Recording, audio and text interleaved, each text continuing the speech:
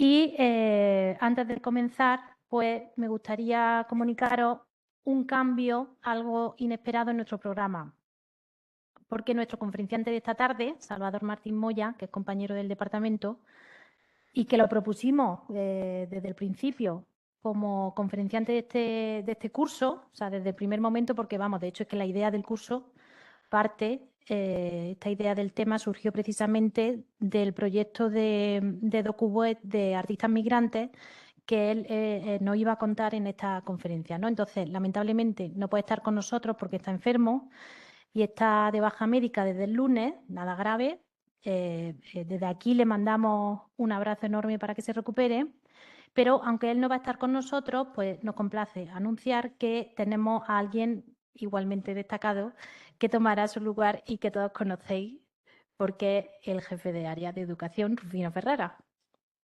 Entonces, es verdad que Salva había trabajado extensamente en su presentación, entonces lo que han planteado entre ellos es que Rufino utilice su presentación, tanto el discurso teórico como el PowerPoint que Salva tenía preparado, para que no desviemos el tema que estaba propuesto en el programa, ¿no? Entonces, lógicamente, Rufino no estuvo en la gestión de ese proyecto, ¿no? Obviamente, como jefe de área, pues es el responsable de dicho proyecto y ese proyecto pues, se hizo bajo su dirección. Así que agradecemos su disposición para solventar esta situación. Estamos convencidos también de que Rufino pues es el mejor sustituto que Salva puede tener, ¿no? Es la mejor opción que se podía dar. Así que muchas gracias también a todos vosotros por vuestra comprensión ante este cambio. Y sin más preámbulo, le doy paso a Rufino Ferrera en nombre de Salvador Martín.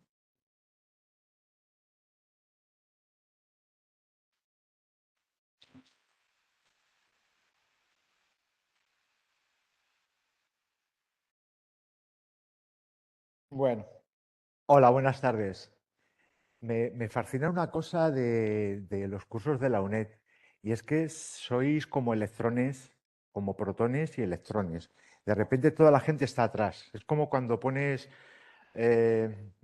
protones, electrones y neutrones juntos. De repente salen todos para atrás. Bueno, a mí me gustaría que estuvierais más cerca porque me gusta ver la cara de la gente. Bueno, primero pediros disculpas en nombre de Salvador. No puede estar y bueno, pues me he encargado yo de hacer esto. No soy ajeno al proyecto que os vamos a contar porque yo lo dirigí, pero sí me hacía mucha especial ilusión que fuera Salvador el que lo comunicara. Este proyecto, que es un DocuWeb, un formato de exposición, digamos, virtual, mm, parte de una investigación que desarrolló el equipo de educación sobre un concepto que nos interesaba especialmente, que es el tema de las migraciones en el arte, que es algo que, bueno, pues es algo que siempre ha ocurrido. El ser humano va implícito en sus genes el movimiento, el viajar, el moverse, el cambiar de espacios, de hábitat. Y en el arte es algo que se refleja a lo largo de toda la historia de la humanidad. Este proyecto solamente se centra en una parte muy pequeña de la historia del arte, que es el principio del siglo XX hasta después de la Segunda Guerra Mundial.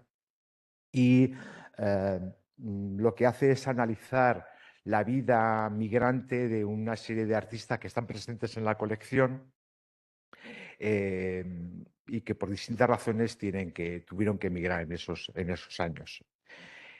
Ya como os digo, esta conferencia tiene como punto de partida el proyecto Artistas Migrantes, que es un documental web, y tiene como hilo conductor esa historia de desplazamiento, pero de desplazamiento también de desarraigo, ¿no? Desarraigo de los artistas, porque muchos de ellos se vieron obligados a migrar forzados, ¿no? A lo largo de la historia del arte ha habido muchas migraciones, como decía antes, pero muchos casos se han producido por cuestiones de educación. Ayer, por ejemplo, hablábamos de artistas que tienen que viajar a otros países a formarse, ¿no? También hay migraciones que son por razones económicas o por razones bueno, si no económicas, sí de búsqueda de mercado, ¿no? O sea, Rubens, por ejemplo, fue un gran viajero, tuvo que viajar mucho, estuvo en muchos países, pues comercializando su arte, ¿no? Si puede valer esa definición, ¿no? Eh, todos estos movimientos migratorios, una vez más forzados, otros más voluntarios, sí que todos tienen unas implicaciones en la producción simbólica y comprometida con el arte, ¿no? Este proyecto, como todos los proyectos de la educación, está implicada toda el área. Sí es verdad que tengo que nombrar a las personas que formaron parte del equipo de desarrollo. Cuando digo que todo el área participa de los proyectos del propio área, es que si, por ejemplo, Ángeles, a la que todos conocéis, no estuvo directamente implicada en este proyecto, sí gracias a su apoyo pudimos desarrollar el resto del equipo este proyecto. Es decir, de alguna manera todos participamos. En este proyecto que yo dirigía participaron varios compañeros, Salvador, como os he dicho, es uno, Ana Gómez, que creo que estaba por ahí, es otra de las compañeras que estuvieron participando en este proceso de investigación, Ana Andrés, que hoy no está con nosotros, y una serie de colaboradores. Después también más gente del área participó del proyecto. Este proyecto nos permite buscar y un poco reflexionar sobre las diversas formas en las que los artistas también han abordado temas como el hogar, la geografía, el vínculo, la comunidad o las fronteras. Lo hicimos trabajando en múltiples archivos, intentando buscar en estos archivos capas de historias no tradicionales, no canónicas de la historia del arte, es decir, buscar desde otros lugares, ¿no? El punto de partida es la migración y no es la consecuencia de la migración. Es decir, los procesos de análisis histórico muchas veces que un artista migre o no migre es consecuencia del devenir de su propia vida. Nosotros partimos del hecho de la migración para entender cómo es su vida y su desarrollo como artista, ¿no? Como un camino un poco inverso, ¿no? Esto nos permite hacer lecturas vitales del arte y también hacer una reflexión sobre el propio museo y sobre un concepto que a nosotros nos interesa más mucho como institución, que es el concepto de la hospitalidad, ¿no? Todos estos artistas, cuando viajan a otros países, siempre se enfrentan a una cuestión, es el ser aceptados o ser rechazados, ¿no? La cuestión de la hospitalidad. Nosotros al fin somos espacios públicos que basamos mucho de nuestro hacer en ser un lugar de acogida, de bienvenida de la gente, ¿no? Bueno, todos estos artistas que vais a ver hoy fueron acogidos por un museo, ¿no? Que les facilitó el poder migrar de sus países a un país seguro, en este caso, ahora veréis a qué me refiero, ¿no? Ese museo fue el Metropolitan, ¿no? Un museo que tuvo una actitud muy receptora de valores artísticos europeos cuando la Segunda Guerra Mundial y que, aunque eso ya sería para hablar en otra conferencia, pues su política de acogida y de aceptación de migrantes de otros países ha estado muy cuestionada en los últimos 20 años, ¿no? Eh, Este proyecto, Artistas Migrantes, lo que recoge es la vida y esa trayectoria muy puntual en estos años de 8 artistas que están representados en las colecciones del museo, pero yo me voy a centrar solamente en 5 de estos artistas. Son artistas muy famosos que todos vais a conocer, por lo menos a gran parte de ellos. El primero del que voy a hablar es de Mondrian, que todos conocéis, fue un gran viajero, pero si hay un viajero, un artista de esa época, que es el paradigma del que no tuvo nunca un lugar hasta el final de su vida, fue Chagall, que también todos también conocéis. Hablaré también de otro artista como Vincent, que a diferencia de los otros no viaja, no migra por cuestiones políticas directamente que le afectan a él, sino por cuestiones políticas que le afectan a su padre, y él es un migrante de primera ola muy pequeñito, con 8 años, migra a Estados Unidos. Los otros, muchos de ellos, Chagall, Mondrian, tienen que emigrar a Estados Unidos cuando ya tienen 70 y tantos, perdón, 60 y tantos o 50 y tantos años, o sea, ya muy mayores. En el caso de Ben Shahn no es un niño cuando viaja, ¿no?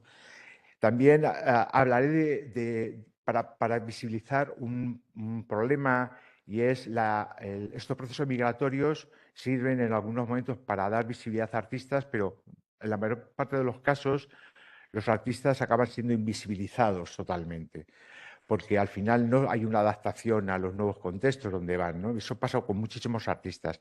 Y hay un artista, una mujer artista, que es muy interesante su vida, que no tenemos obra en el museo, pero sí está representada en una obra del museo, de la que, bueno, pues también voy a hacer un poco ese repaso migratorio, ¿no? Y cómo se produce esa invisibilización que se suma a la que ya de por sí tienen las mujeres. Bueno, iré poco a poco desgranando un poco la vida de estos artistas. El artista no he dicho quién era, ¿no? Hilde Isai.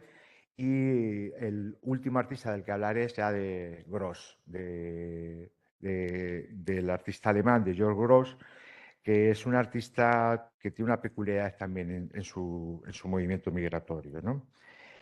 Este docuweb también es una reflexión sobre la hora. Es decir, ahora mismo hay muchos procesos migratorios en los que muchas veces pues, aparecen en los titulares las personas dibujadas por los medios de una manera muy concreta, ¿no? Vais a ver que muchos de los artistas de los que vamos a hablar hoy tienen origen judío. Muchas veces cuando ahora vemos esos movimientos migratorios, esas tensiones migratorias en las que Occidente está sujeto, son muy parecidas a las tensiones que generaban los movimientos de los judíos en Centro Europa a final del XIX y principio del XX, ¿no? Es decir, la historia, como decía Oscar Wilde, no se repite, pero rima, que es una barbaridad, ¿no? Y también es una reflexión sobre eso, sobre si los museos somos o no somos hospitalarios, si nosotros como sociedades en el siglo XXI volvemos a replicar ciertos estereotipos frente a las migraciones, ¿no? Muchos de estos artistas están vistos como una amenaza en los países cuando llegaron, primero en Inglaterra, muchos de ellos, en Francia anteriormente y posteriormente en Estados Unidos, para los artistas locales, ¿no? Y como sabéis, estamos hablando de grandes figuras del arte del siglo XX, ¿no? Ya repito, Chagall o Mondrian. Del primero que quiero hablar es de Mondrian. He perdido la chuleta del orden, esto va bien. Esto en principio es a partir del guión de Salva, pero vais a ver que esto va a ser totalmente anárquico. Bueno, pues venga, sobre la marcha. Bueno, aquí están, bueno, un poco, este sería el título, ¿no? Desplazamientos, migraciones y fronteras, ¿no?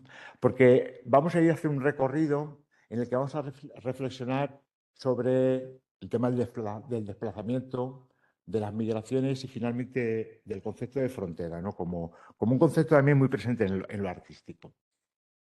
Bueno. Mondrian. Mondrian, todos le conocéis, sus cuadros de retículas de colores. Mondrian es un artista que tiene una vida bastante larga y una vida como, desde el punto de vista artístico, como de mucho cambio. Es un artista que tiene una formación súper académica, se forma con un profesor que es August Abel, que es un paisajista y pintor de escenas costumbristas muy formalista, muy heredero de la escuela holandesa, ¿no? O sea, Mondrian es holandés, de los siglos XVI y XVII especialmente. Y él sigue haciendo lo mismo. Y cuando empieza Mondrian a pintar, pinta esas cosas. Después Mondrian, debido también a que va descubriendo el arte poco a poco, es un artista además que no tiene una formación artística del minuto uno. Es un artista que su primera formación profesional es de maestro. Él fue maestro de escuela, aunque ejerció muy poco de ello, ¿no? Poco a poco va descubriendo el arte y pasa por otra fase en la que se hace impresionista. Tenemos muchos cuadros impresionistas o de estilo impresionista de Mondrian. hace postimpresionismo muy en la línea de Cézanne, tiene unos cuadros magníficos, preciosos sobre series de manzanos que imitan un poco esas series de Monet, perdón, sí, de Monet, y también eh, esas evoluciones formales de muchos artistas postimpresionistas. Hace cubismo. Cuando está haciendo cubismo descubre la abstracción y se apunta, se sube al carro de algo que llamamos neoplasticismo. Bueno, es un artista que va cambiando mucho, igual que cambia de lugar en el que vive, ¿no? En el que va desarrollando su vida, ¿no? Estas tres obras son las tres obras del Museo Nacional Thyssen-Bornemisza, y en la primera, composición 13, que es esta de aquí, la primera, es una composición que en muchos aspectos nos recuerdan las obras cubistas de Picasso o de Braque, ¿no? Y de hecho forma parte de una serie que es una especie de evolución formal desde las formas naturalistas o de un árbol hasta el que se convierte en algo así. Digamos que él lo que hace es analizar un poco desde la figuración a través de la síntesis y la desvirtuación de las formas hasta llegar a una especie de abstracción. Pero tiene todavía mucho de orgánico, tiene algo como mucho todavía de algo vivo, ¿no? Las otras dos obras, esto es del 13, las otras dos obras, que son bastante posteriores, del 31 y del 43 creo que eran, no recuerdo el año ahora mismo, ya son obras de su época más madura como artista, ¿no? Neoplasticistas, y son obras en las que la figuración es una evocación, ¿vale? Ahora veremos por qué hablo de evocación cuando hablo sobre todo del último cuadro. El último cuadro es una de las obras más importantes de este museo, es New York, New York, y muchas veces se ha querido hacer la lectura de esta obra de arte como una visión cenital de la ciudad de Nueva York. Yo así lo he contado muchas veces, pero cada vez discrepo más de esta lectura de la obra de arte, ¿no? Como una visión de un plano o de una visión cenital de la ciudad. Bueno, pero bueno, ahora os contaré más sobre ella. Estas pinturas de retúcula, no tenemos que buscar en ellas una representación de la realidad. Estamos hablando de un artista que es esencialmente un artista muy espiritual, el que tiene vinculaciones con muchas corrientes esotéricas. Tal que el año pasado, en el curso de verano de la UNED que hicimos aquí, se habló mucho, largo y tendido, de las vinculaciones de Mondrian con ciertas corrientes espirituales europeas, ¿no? Hay que verlo desde un punto de vista como más espiritual, no tan formal, ¿no? Eh, Él lo que quería era un poco encontrar la realidad que está oculta detrás de la realidad, es decir, lo que es la esencia de las cosas, ¿no? Y para ello lo que hace es hacer estos procesos de reducción, ¿no? Para buscar la esencia, el espíritu de las cosas, ¿no? Esto sería como un poco el periodo de más movimiento, digamos, migratorio que pudo tener Mondrian, ¿no? Yo decía que él, bueno, nace en Amersfoort, que es una ciudad muy pequeña cerca de Utrecht. Es una ciudad que yo estuve hace 10 años así, y es algo así como deciros como, iba a decir Móstoles, pero es que ni siquiera, no sé, Valdemoro, una ciudad más mediana, más pequeñita así, ¿no? Pero que es muy curioso porque ha dado grandes artistas esta ciudad, ¿no? Grandes artistas, tiene una tradición artística como muy, muy importante, especialmente no tanto de artes plásticas, sino que aquí es como la cuna más importante de cineastas y de gente de teatro de Holanda. Aunque yo os digo, es una ciudad de como ahora mismo 80.000 habitantes. Imaginaos que en el tiempo de Mondrian esto es lo que podría ser, 20.000, 30.000 habitantes, no muchos más, ¿no? Eh,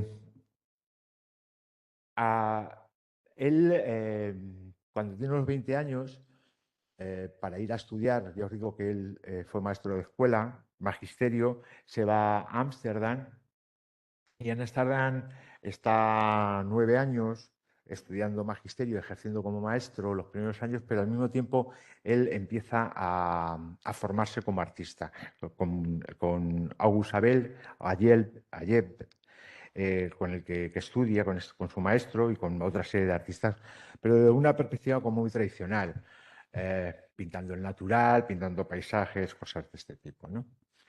En un momento dado, ya cuando él empieza a conocer otras maneras de hacer y de pintar, viendo exposiciones en Ámsterdam, decide que es el momento de hacer lo que hacían todos los artistas, ¿no? Y aquí está, digamos, el primer movimiento así importante, ¿no?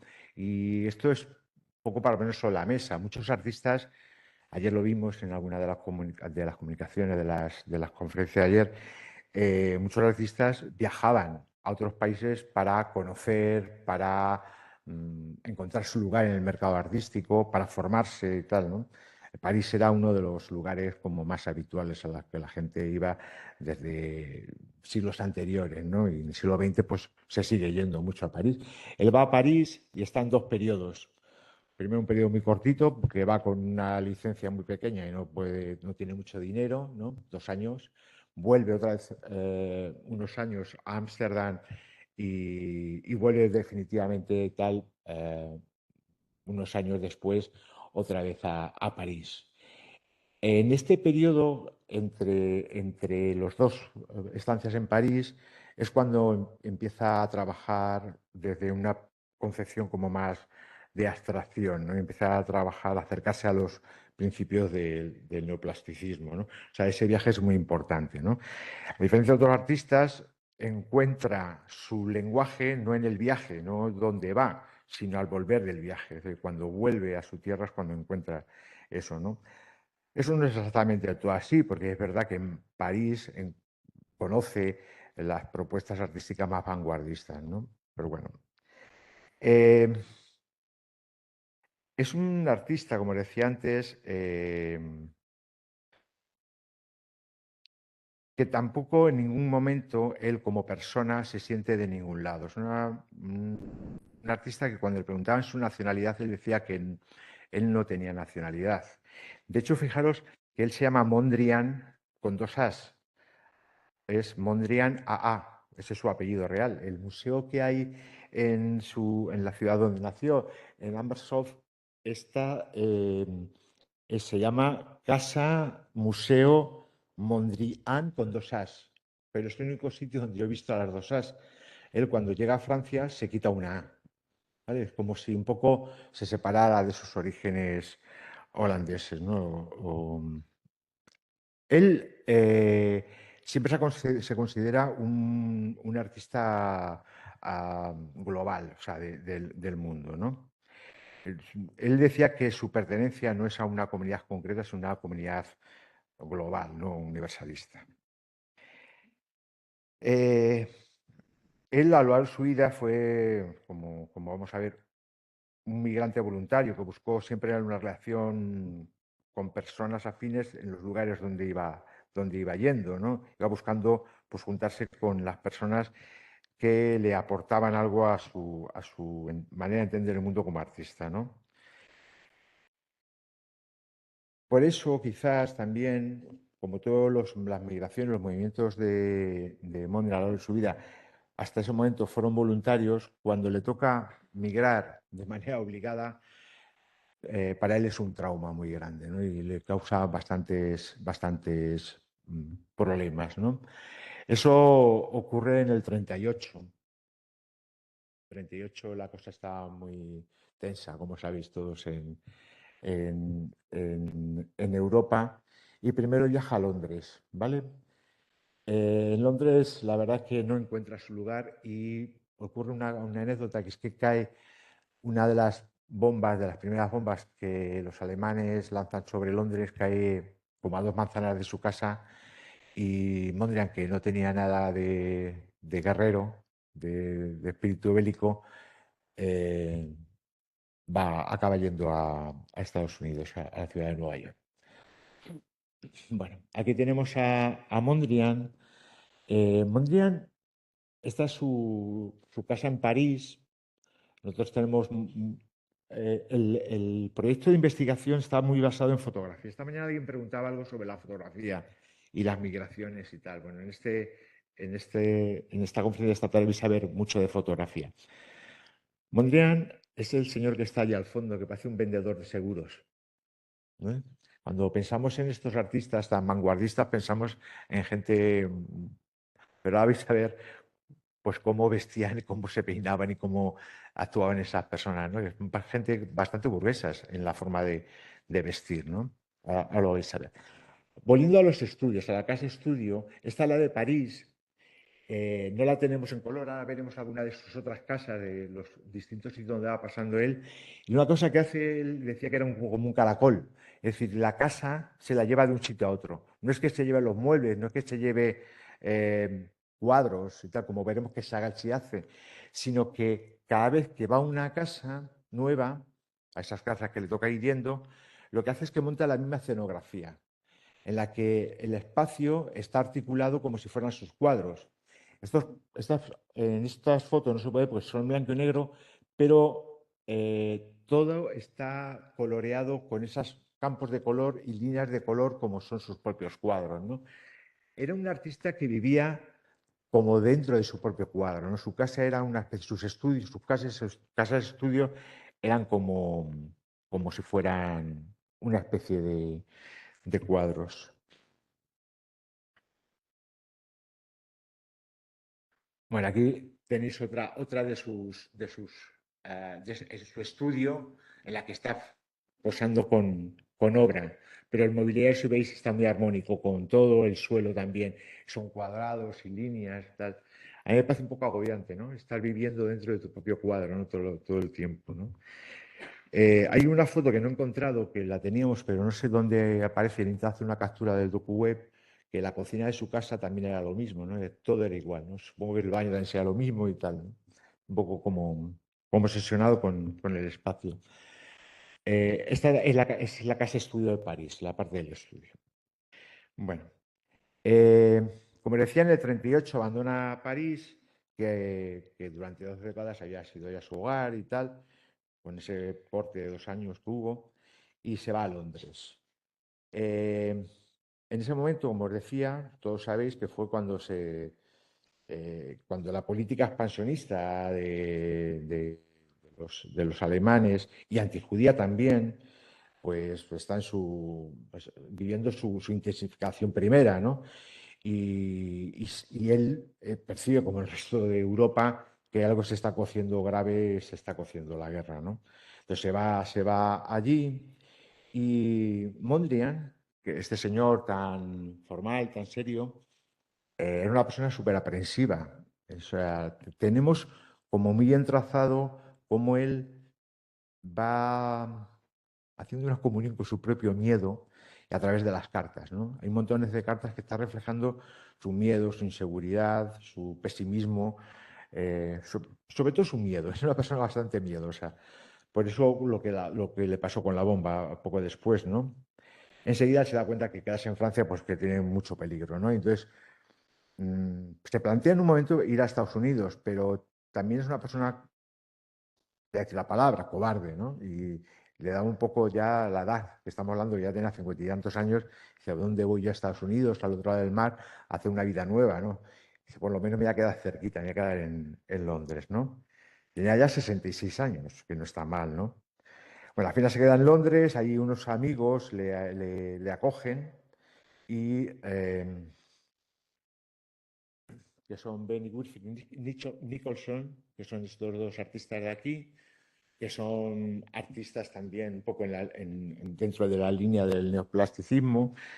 Vive un tiempo en su casa, que es esa casa de la derecha que se puede ver ahí, pero antes de eso le dan alojamiento en una especie de hostal en el que vive mucho tiempo, pero como no tiene un estudio, al final acaba viviendo en la casa de estos amigos, ¿no? Tampoco en un mal lugar.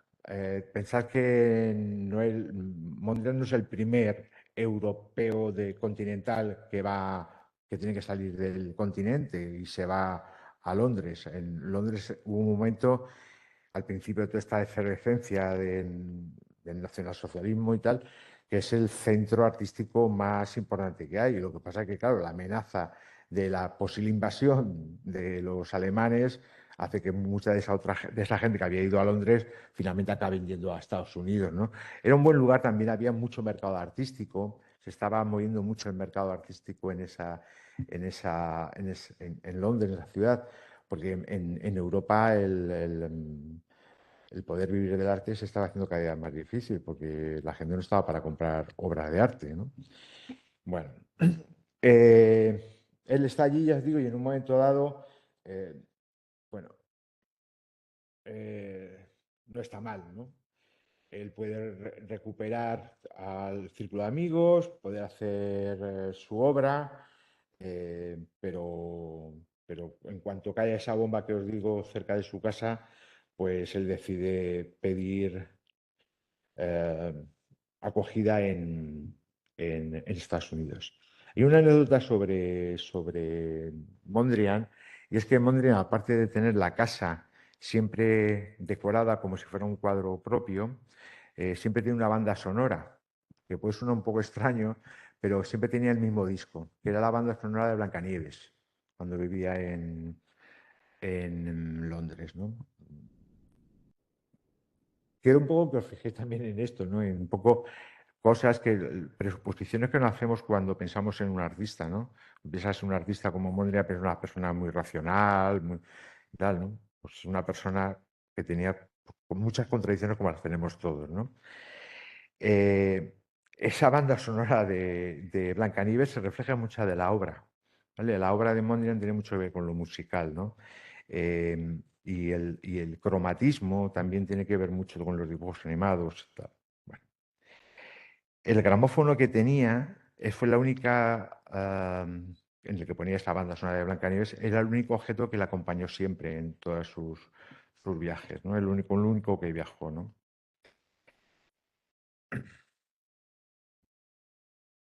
Esta de aquí, no, perdonad, esta es la casa donde acabó viviendo.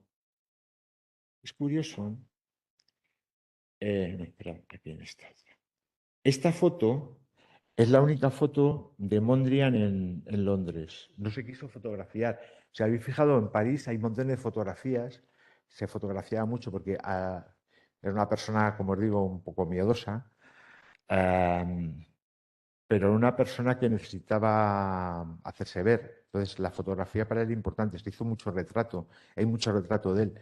Pero por lo que cuentan los amigos que le dieron a coger en Londres, eh, le dio miedo que le localizaran los nazis porque estaba siendo todo el momento de búsqueda de ciertos artistas de los que hablaré ahora más adelante, y él pensaba que estaba en la lista de artistas buscados por los nazis, ¿no?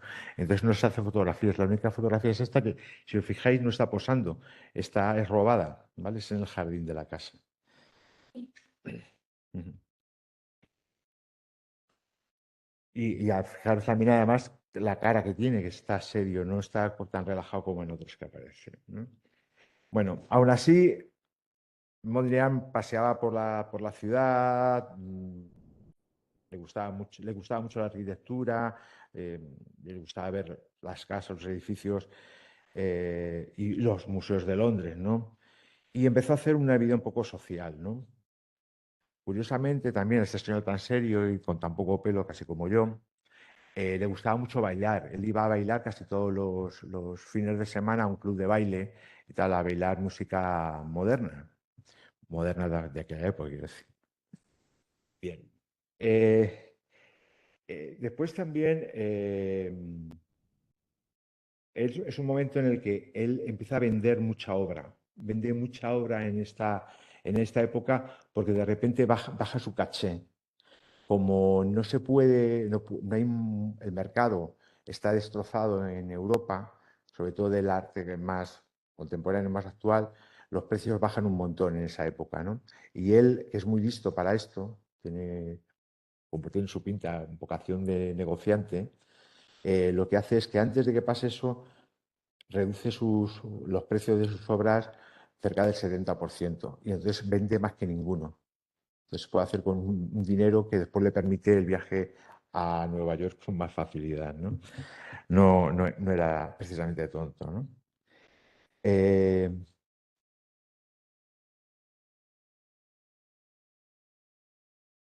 Como decía antes, él seguía teniendo miedo. Tenía miedo de que los nazis le localizaran, de que le reclamaran y que le devolvieran allí.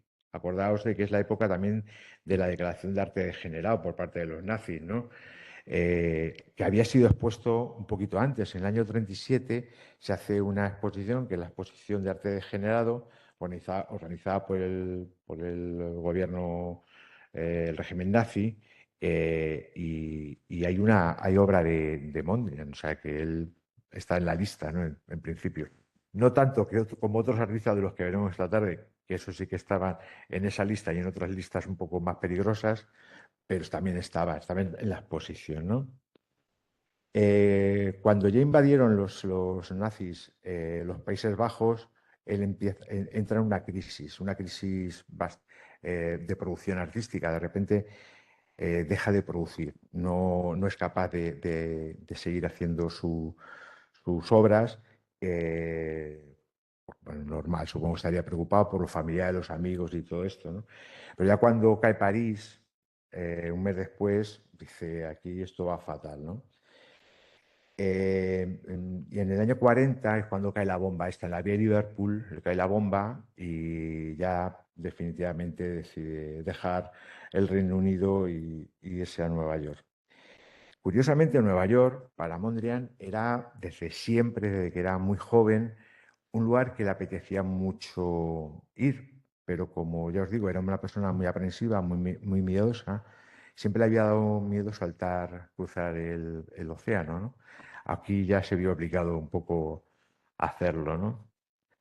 Y aquí es curioso porque ya tan mayor, un artista, tener que cambiar tan radicalmente de cultura, de entorno, de mercado, de amigos, de todo y tal, dices, bueno, este hombre pues, ya poco le va a quedar, ¿no? Quizás son los años de Nueva York los años más productivos, son muy pocos años, son 4 años, pero son los más productivos y donde hace las obras como más significativas de su carrera artística.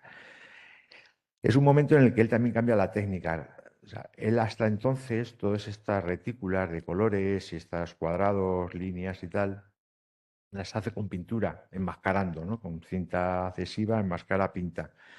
Cuando llega a Nueva York, empieza a utilizar una serie de elementos o de técnicas que hasta entonces había utilizado muy puntualmente, que mucha gente asocia al collage, pero que yo no tengo un poco la idea de que eso sea un collage, ¿no? Es el usar cintas adhesivas y papeles adhesivos para crear sus composiciones. En el cuadro de... Perdona. Bueno, esto, ahora vuelvo a eso que está hablando. Esto es la exposición de arte degenerado.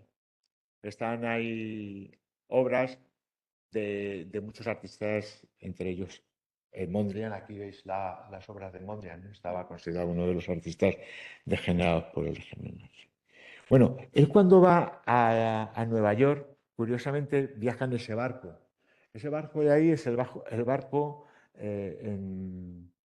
ese Samaria, que es un barco que sirve para transportar a muchos exiliados españoles cuando la Guerra Civil Española. Es un barco que se dedica a transportar migrantes hacia América, ¿no?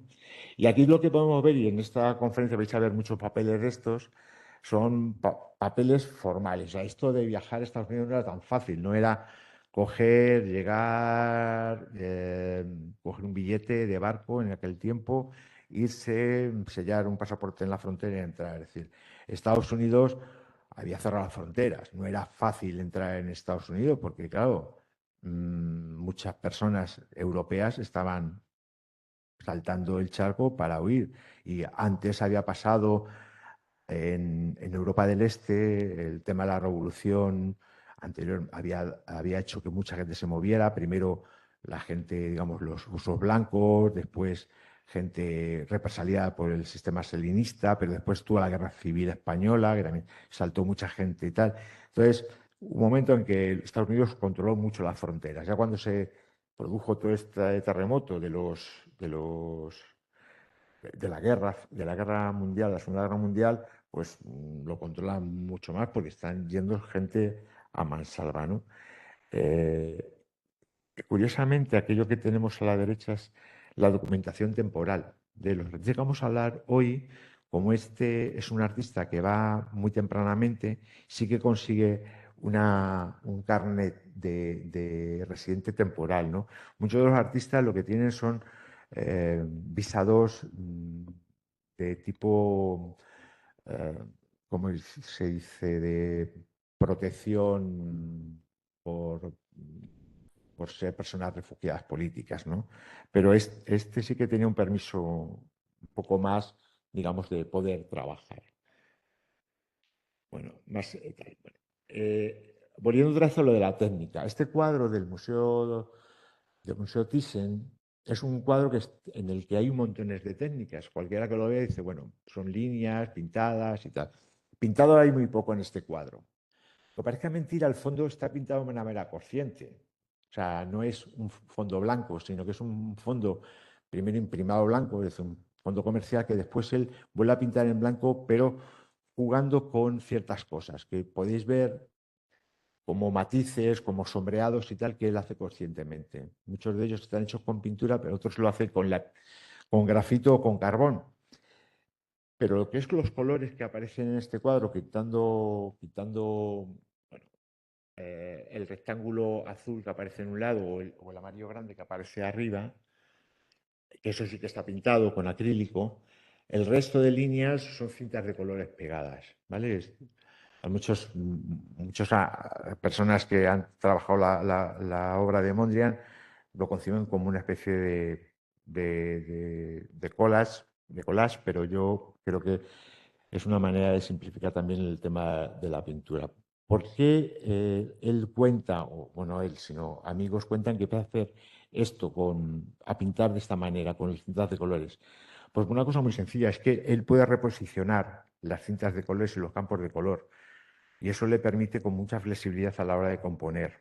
Es decir, si tú ya trazas la línea roja y la línea verde, encontrar el equilibrio es la lotería, pero si puedes cambiar la línea verde y la línea roja buscando el equilibrio es mucho más fácil, ¿no?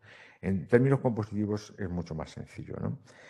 Eh, y después también por una cuestión económica. Las cintas adhesivas, por lo visto, había como un superávit en Nueva York de cintas adhesivas y una falta de pintura para poder dar servicio a la máquina de fabricación bélica que se estaba produciendo en Estados Unidos. Bueno, él, como os decía, perdona, vuelvo otra vez a hacer, en este que ya es el estudio neoyorquino en color, si os fijáis, hay cosas muy similares a sus obras, ¿no? La puerta es una puerta blanca, pero si fijáis, hay zonas, campos de color que son cartulinas o cartones o papeles pegados de colores, la puerta de no sé, un trastero, es decir, aquí sí que se ve claro lo que os decía antes, ¿no? Es como si viviera de alguna manera dentro de su propio mundo, ese mundo un poco de su propio cuadro, ¿no? ¿Qué quiero decir también con esto? O sea, que Mondrian, aunque él cuando llega a Estados Unidos tiene una producción muy grande, lo que deja de tener es esa vida social que, por ejemplo, en Londres sí tenía saliendo a bailar. Es una persona que cuando llega a Estados Unidos no se integra en la sociedad. Sí, otra cosa que sí había hecho cuando había estado en París o había estado en Londres, se cierra un poco en sí mismo. Y vivir dentro de su obra de arte hace que se encierre. Quizás eso también lo que produce es que él pueda producir como mucho, mucho más. Como te decía, muchos historiadores, muchos críticos han querido ver en el cuadro de Nueva York 3. Conocido anteriormente como New York, New York. Yo le llamo antes New York, New York, porque yo siempre lo he conocido como Nueva York, Nueva York. Y lo sigo llamando así, pero ahora desde hace unos años se ha modificado el nombre por el número de serie. Es Nueva York número 3, ¿no? O Nueva York 3, ¿no? Es un cuadro inacabado.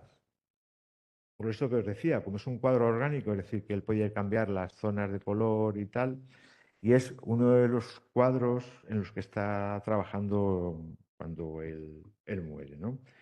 Yo os digo, en Nueva York también ocurre una cosa, y es que la ciudad para él era importante, el pasear por la ciudad como pasar en Londres, viendo la arquitectura, las calles y tal. Claro, cuando llega a Nueva York y pasa por la Quinta Avenida, por ese bullicio de esa gran ciudad, hace que su obra también pierda el equilibrio que tiene en periodos anteriores, ¿no? Por ejemplo, en la obra de en medio, en la composición de colores, número rojo y azul, es todo como mucho más equilibrado, más simplificado, más sencillo. Cuando llega a Nueva York empieza como a multiplicar las líneas, haciendo eso todo como más vibrante, ¿no? Es como si de alguna manera ese movimiento, ese frenesí de la ciudad se reflejara en esa multiplicación de elementos que aparecen en los cuadros, ¿no? Bueno. Mondrian, como otros artistas, coincide, o sea, tiene que mirar a Estados Unidos y en Nueva York coincide con otros muchos artistas. No voy a ir hilando unos artistas con otros. Aquí hay una artista que me interesa mucho, que algo os quiero contar de ella, que no sé si la conocéis, Leonora Carrington, ¿vale? Sonará, ¿verdad?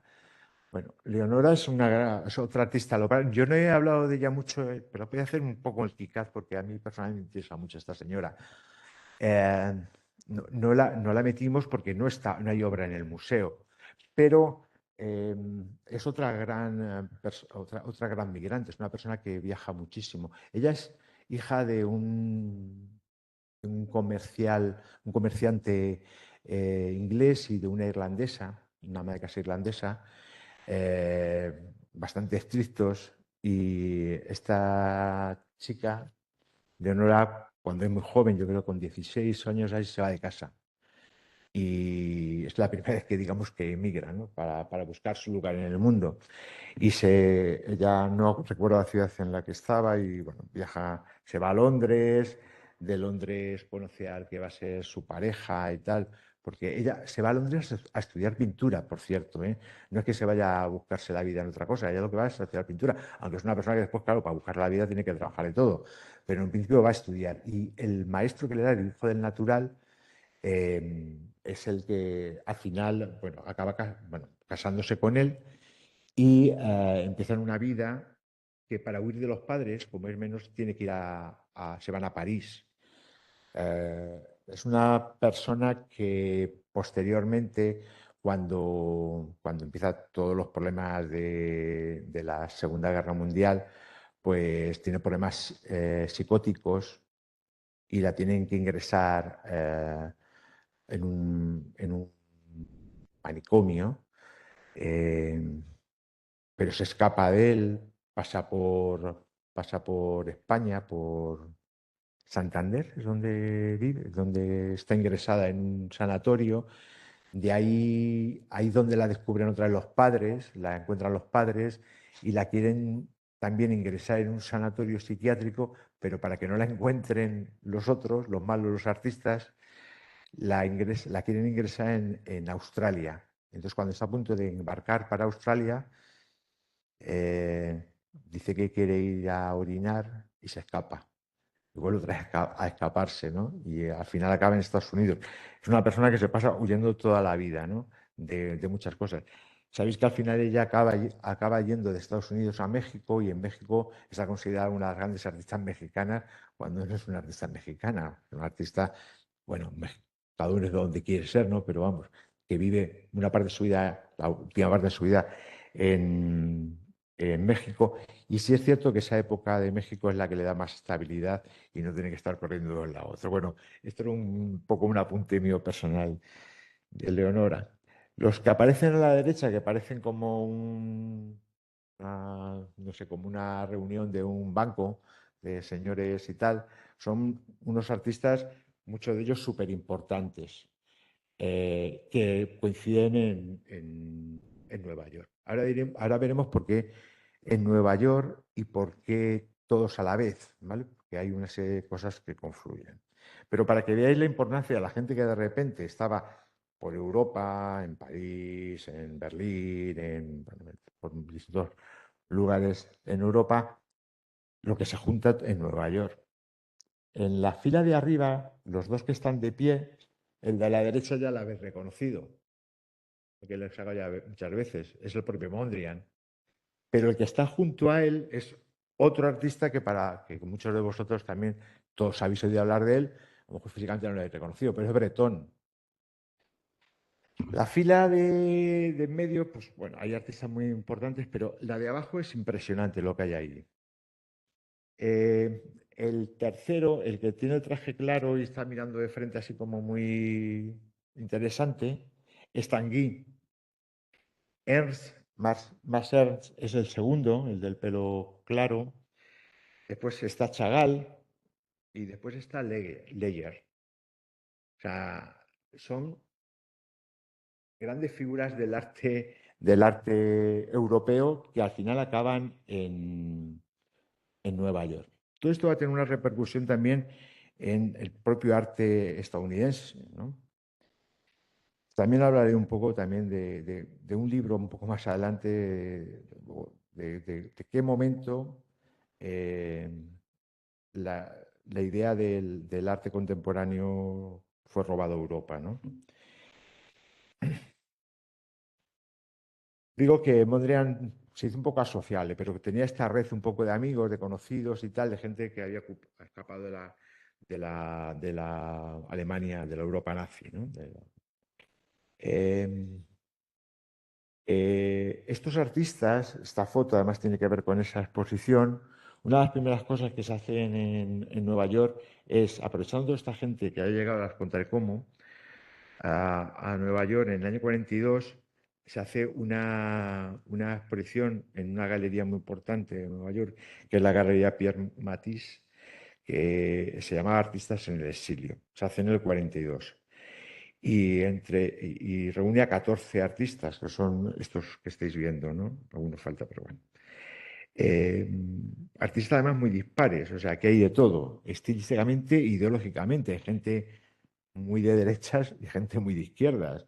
Hay gente fervorosos judíos y fervorosos cristianos.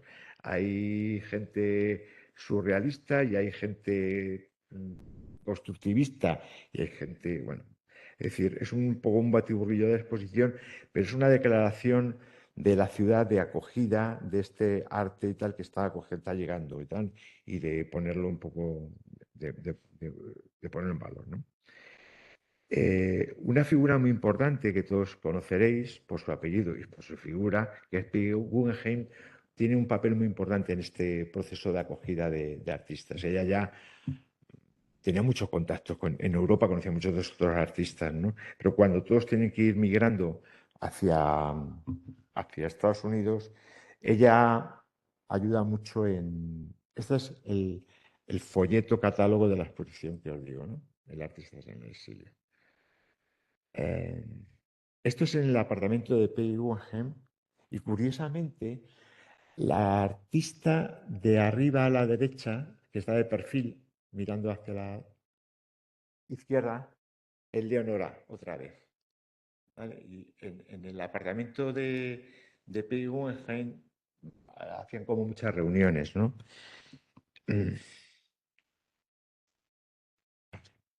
Aquí, y ahora vamos a empezar un poco a explicar cómo al final acaban todos estos artistas allí, gracias a qué y de qué manera, ¿no?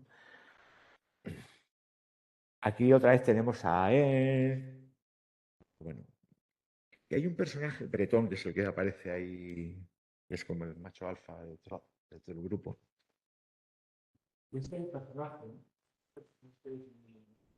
importante para entender cómo se produce el proceso de acogida o de exilio de estos o de viajar a Estados Unidos estos artistas, ¿no? Este es un señor que seguramente, mm, pues, muchos no habéis oído hablar de él, otros seguramente que sí. Es Varian, del que ahora también un poco más adelante os volveré a hablar de él, que es quien facilita los visados y los billetes y tal para poder ir hacia, hacia Estados Unidos. Barenfeld es un personaje muy curioso. Él no solamente facilita el acceso o el viaje a Estados Unidos de artistas, sino también de otros sí de personajes relacionados con el arte. De hecho, el segundo papel que hay ahí, el papel que hay en medio, es la documentación. Una documentación es una carta como de recomendación que ciertos organismos eh, hacen para que puedan viajar o personalidades, digamos, es una especie de aval para que puedan viajar, ¿no? Y este en particular es de otro artista, otro personaje muy interesante, que es Kurt Valentine.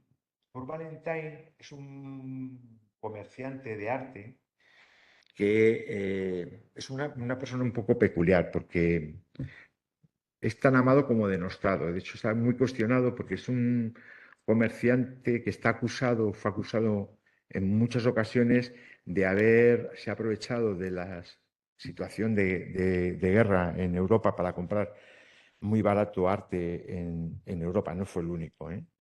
Pero también en un momento dado le dan acogida en Estados Unidos, ¿no? A través, bueno, gracias a Peggy Guggenheim. En este proceso de viaje hay unos personajes súper importantes, que son estos dos señores que aparecen ahí, la señora con la mano en la cabeza y el señor al lado, son pareja.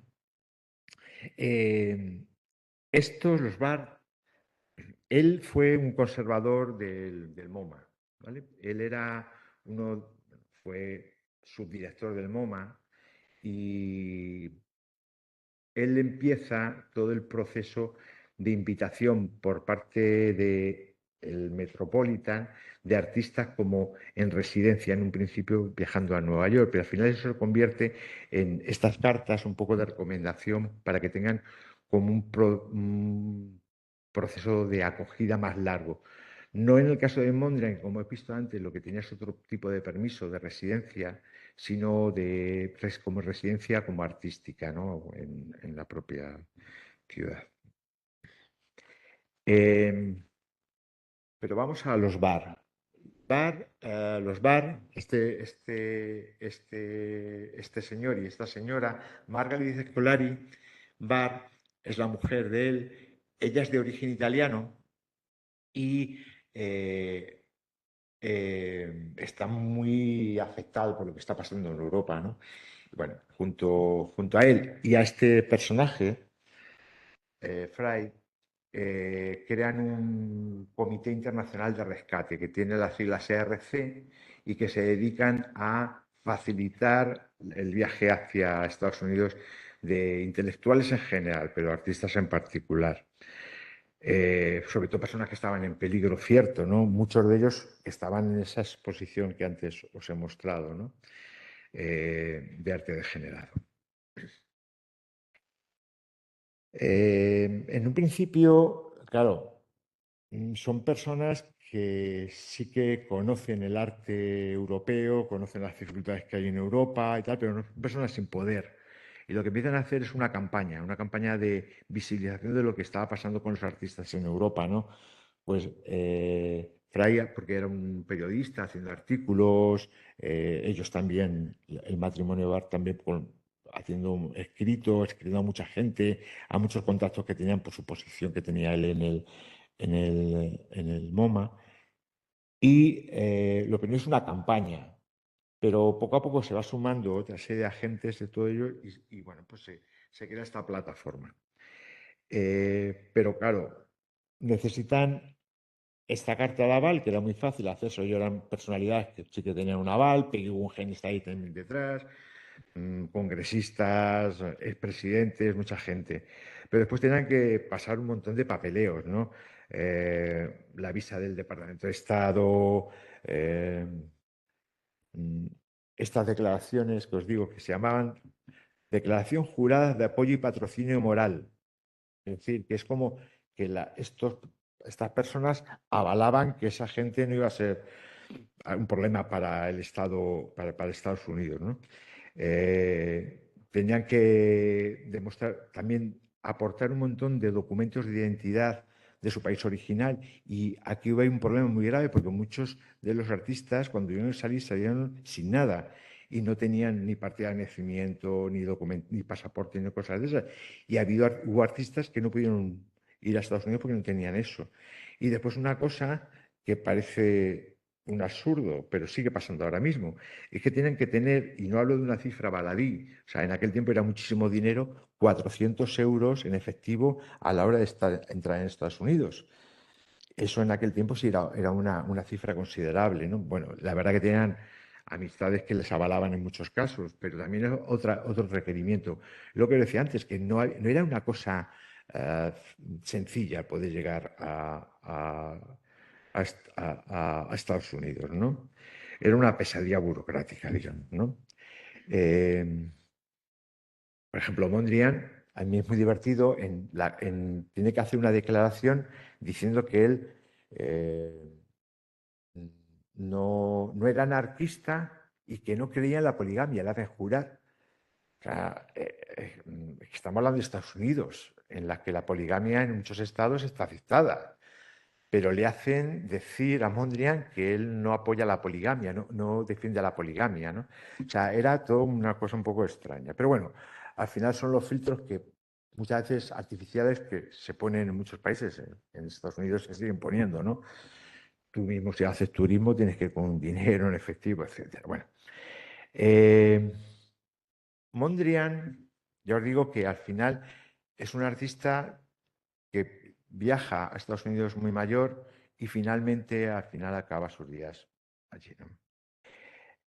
El segundo artista del que quiero hablar yo hoy, esto de la oficina este comité, vais a ver que se va a volver a aparecer en muchos momentos de esta tarde, ¿no?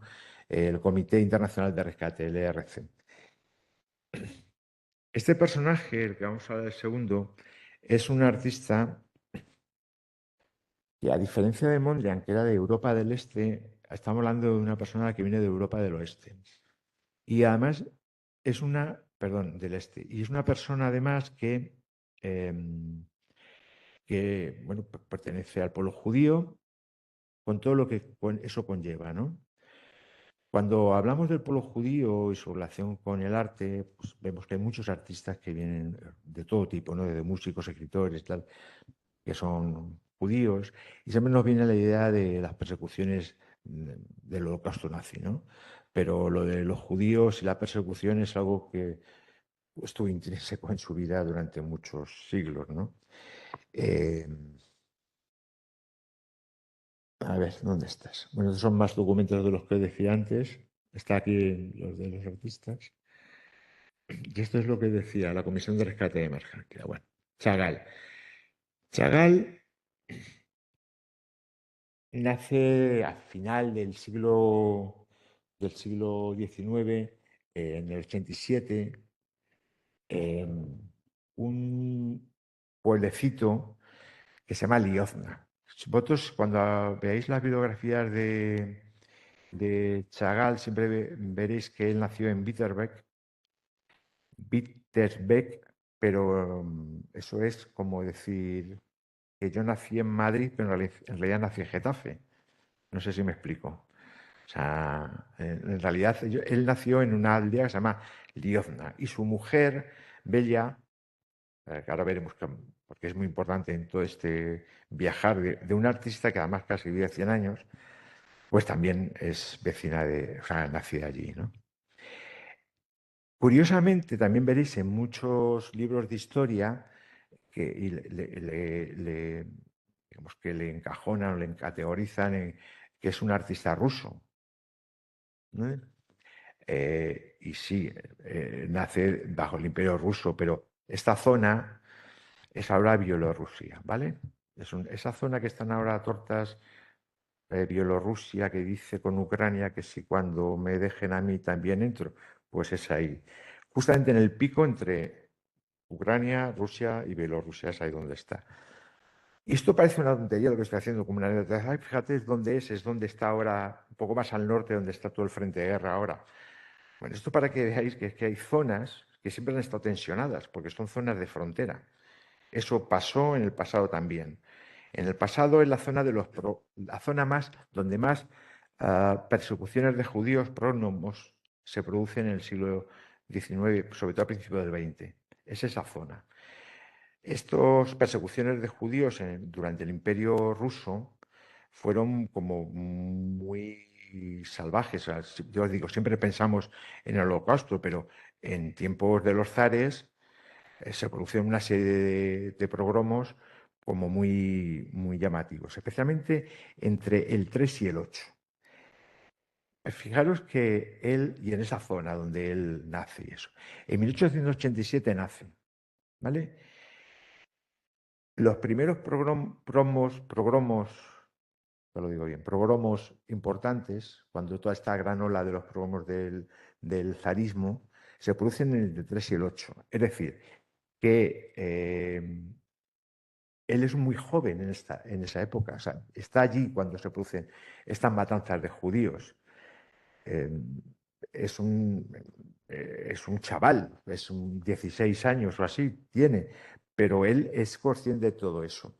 Ahora veréis que hay varias obras en el museo y en una de ellas hay una referencia un poco velada a todas estas persecuciones de los judíos en esa época en particular.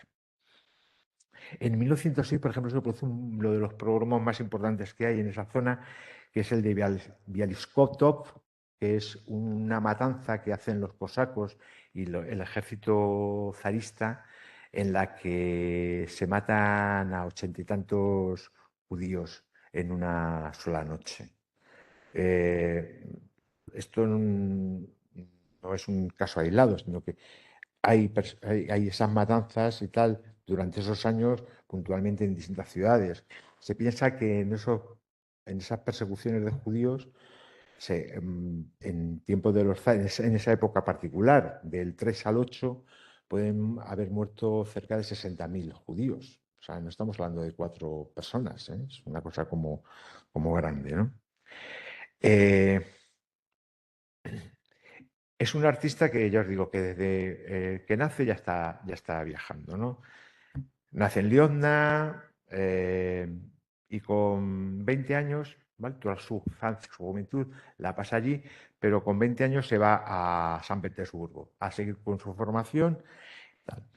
Eh, Muy poquito después de ir a San Petersburgo, 4 años después, en el 11, se viaja a París por primera vez.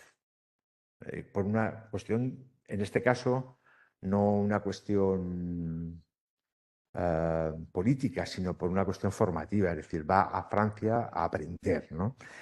Ahí está muy poco tiempo, está solamente 2 años, 3 años, y vuelve otra vez a su ciudad natal, a Liozna, porque él está comprometido desde muy jovencito con su novia, con Bela, con su mujer. Bela y él son como un dúo inseparable para siempre, ¿no? Ya se casan ahí y ya están juntos siempre, ¿no? Y es muy importante en la carrera de este artista, es su mujer, ¿no? Se casa con Bela en el 14, en el 15 tienen a otro personaje muy importante de su vida, que es su hija, Ida, que ya veremos ahora lo importante que es Ida en un momento dado, para hablar de una idea que también es intrínseca a la vida migrante de Chagall, que es que los cuadros de Chagall también tienen una cosa migrante muy bonita y que ahora os contaré. Eh, y cuando vuelve se casa, tiene a su hija y fijaros la época que estamos, la que tiene que haber ahí era importante, una zona que ya había estado tan controlada por las fuerzas zaristas y tal, por cuestiones religiosas y políticas al mismo tiempo, y estamos a puntito de la revolución, ¿vale? Sucede la revolución y él, en un momento dado, es una persona con una conciencia política que poco a poco va perdiendo. Le nombran comisario del arte de la región de Vitebsk. los bolcheviques le nombran como comisario del arte. Aquí hay una cosa curiosa que se ha investigado poco, y esto es una cosa, una invitación para cuando os ponéis a investigar vosotros, es la relación que tiene con el partido bolchevique, Chagall, porque solamente está 2 años y medio, creo 2 años y poco, como comisario cultural en esta zona y al final acaba renunciando al puesto, una cosa que necesitaba para poder sobrevivir, porque se pelea con Malevich, con otro artista que todos conocéis, ¿no? Eso no se sabe muy bien qué pasó ahí, pero bueno, se puede uno imaginar que el otro tenía como mucho carácter, ¿no? Y para poder seguir con su carrera artística, él viaja a Moscú, otros 2 años, se va. Fijaros, es que no dura nada, o sea, no le da tiempo ni a deshacer las maletas el hombre, ¿no? De Moscú, eso en el 20. En el 23 dice adiós Moscú y dice me voy a París, vuelve a París. París está otros 2 años y dice adiós París, me bajo a Ordes, que está al norte de Marsella, es un pueblecito que va a tener después mucha importancia en su vida. Y ya cuando la cosa se pone fea con el régimen de Vichy y tal, todo esto, se baja a Marsella. Bueno, el caso, que os fijáis que de momento ya ha viajado más que todos nosotros en toda nuestra vida. Bueno, pues todavía le quedan muchos viajes al pobre Chagall. Curiosamente, Chagall es también una especie de caracol, pero Simondrian lo que hacía era llevar en su cabeza el concepto de sus cuadros y volver a montar sus estudios como los cuadros que él que pintaba y tal. El amigo Chagall, no, el amigo Chagall iba con los cuadros. A los cuadros, a no ser que los vendiera o que. O sea, si los tenía, no los iba abandonando en taller como pasaba con otros artistas, ¿no? Este hacía un paquete y se los llevaba. Y ahora vamos a ver, Ida, en un momento dado, salva gran parte del legado de Ida, la hija, gran parte del legado de Chagall, eh, porque en un viaje pasó una cosa así como muy, muy, muy traumática. Bueno, en el 40 tal, se bajan a Marsella y ahí se compra una casa. Piensa que va a estar tranquilo y tal.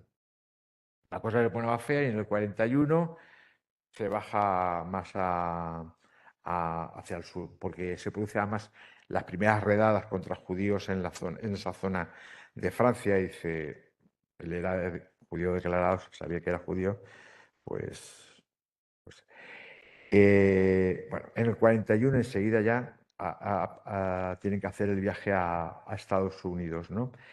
Gracias como os decía antes, a una invitación del MoMA, ¿vale? Y al apoyo del periodista de Brian Fry y del comité este de rescate, ¿no?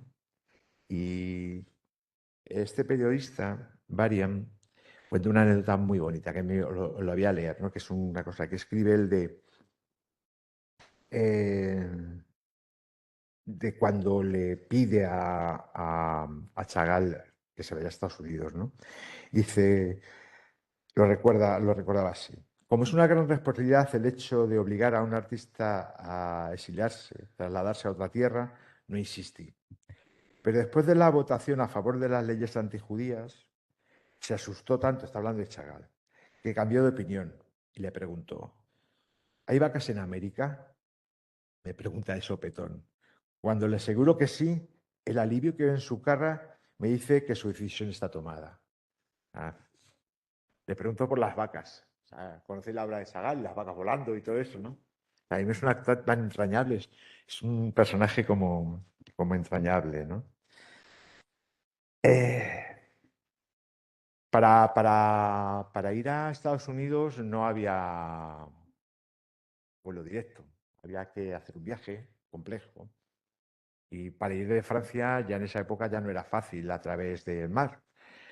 Entonces muchos de ellos lo que hacían era salir por Portugal, pero para pasar a Portugal hay que pasar por España.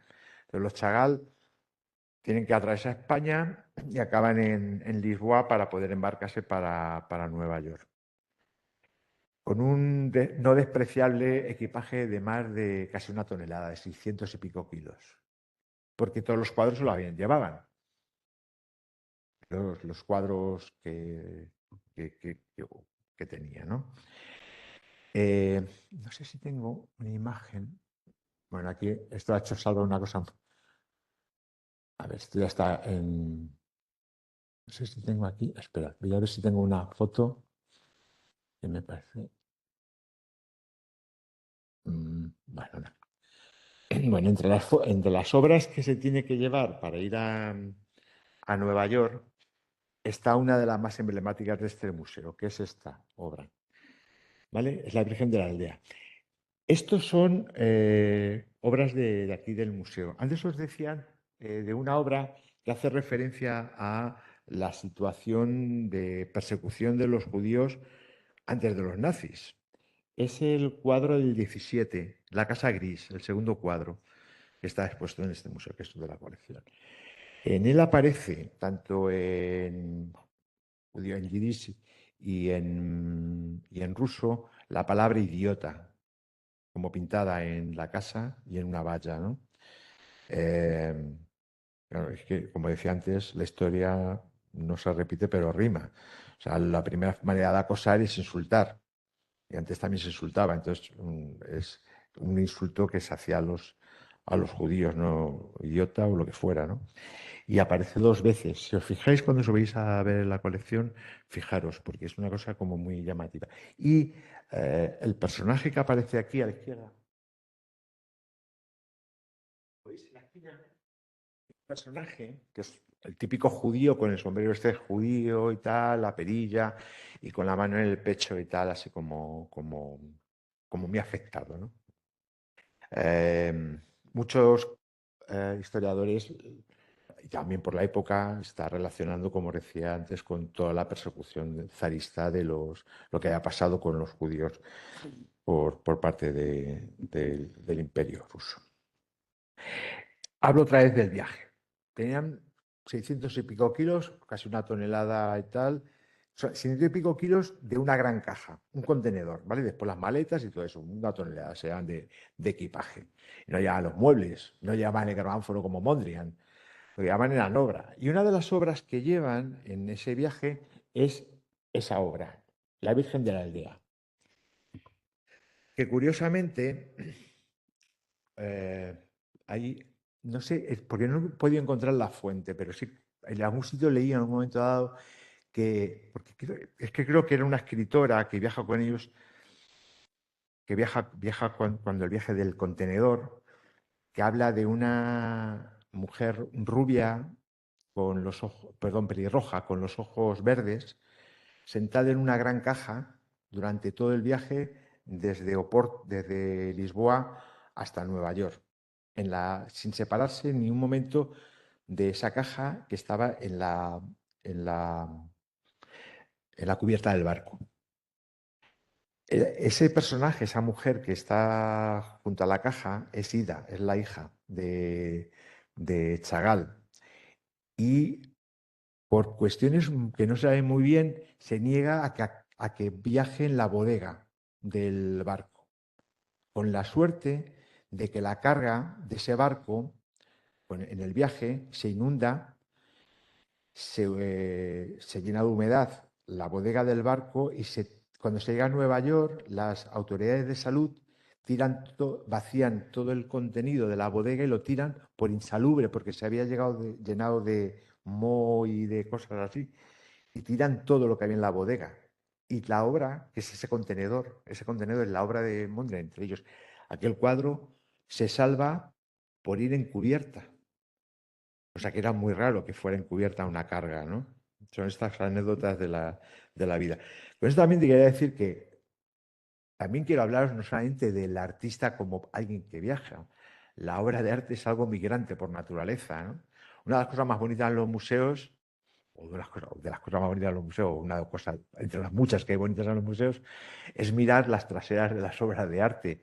Las traseras de las obras de arte nos hablan de la vida y del viaje de las obras, ¿no? Los sellos, los registros de las galerías de los propietarios y tal, ¿no? Y ahí puedes seguir, gracias a esas etiquetas y a esas marcas y a esas eh, señales, el viaje de las obras. Las obras es algo que también se mueve, va yendo de la otra. Nuestra colección son obras de muchos lugares que acaban en Suiza y acaban después en España y vete a saber dónde acaban dentro de un siglo, ¿no? Eh, a mí me gusta mucho esta idea, ¿no? Siempre me la imagino, ¿no? Era muy guapa, pues, según dicen y tal, así, o muy llamativa, ¿no? Eso pelirrojo en esos gazos verdes, sentada ahí con esa caja llena de cuadros de su padre, ¿no? Para escribir una novela, ¿no? Cuando llega a Nueva York le pasa lo mismo, se queda abrumado. Pensad que a diferencia de Mondrian, que era un urbanita, o por lo menos, como decía él, una persona del mundo, Chagall tiene más de pueblerino que de ciudadano, ¿no? Es más de pueblo que otra cosa, el hombre. Y le abruma un poco la ciudad de Nueva York. De hecho, él está allí solamente para salvarse. Y en cuanto termina la guerra, vuelve otra vez a Europa, ¿no? Pero él tiene un grato recuerdo también de lo que le pasa en Nueva York. Y una de las cosas interesantes es que él dice que vuelve a reconectarse con los judíos cuando va a Nueva York, porque, claro, la comunidad judía de Nueva York ya era importante antes, ahora veremos a través de Ben Shahn, que es otro artista que vamos a hablar, lo importante que era, pero con toda la inmigración que hay en aquella época, pues es más importante. Y lo más importante que él dice que le pasa respecto a los judíos es que de repente se da cuenta de que los judíos no es unívoco, sino que los judíos es múltiple. Es decir, hay muchas sensibilidades en los judíos, porque claro, él conoce los ritos, los rituales, las costumbres, la espiritualidad de su zona y tal, pero cuando viaja a Nueva York conoce a los judíos de muchos lugares, ¿no? Él dice, hablando de sus años de exilio en Estados Unidos, viví y trabajé en Estados Unidos cuando la tragedia mundial se abatía sobre todo el mundo. Mientras pasaban los años, no rejuvenecí, pero pude recobrar fuerzas en la atmósfera de hospitalidad sin que tuviera que negar las raíces de mi arte.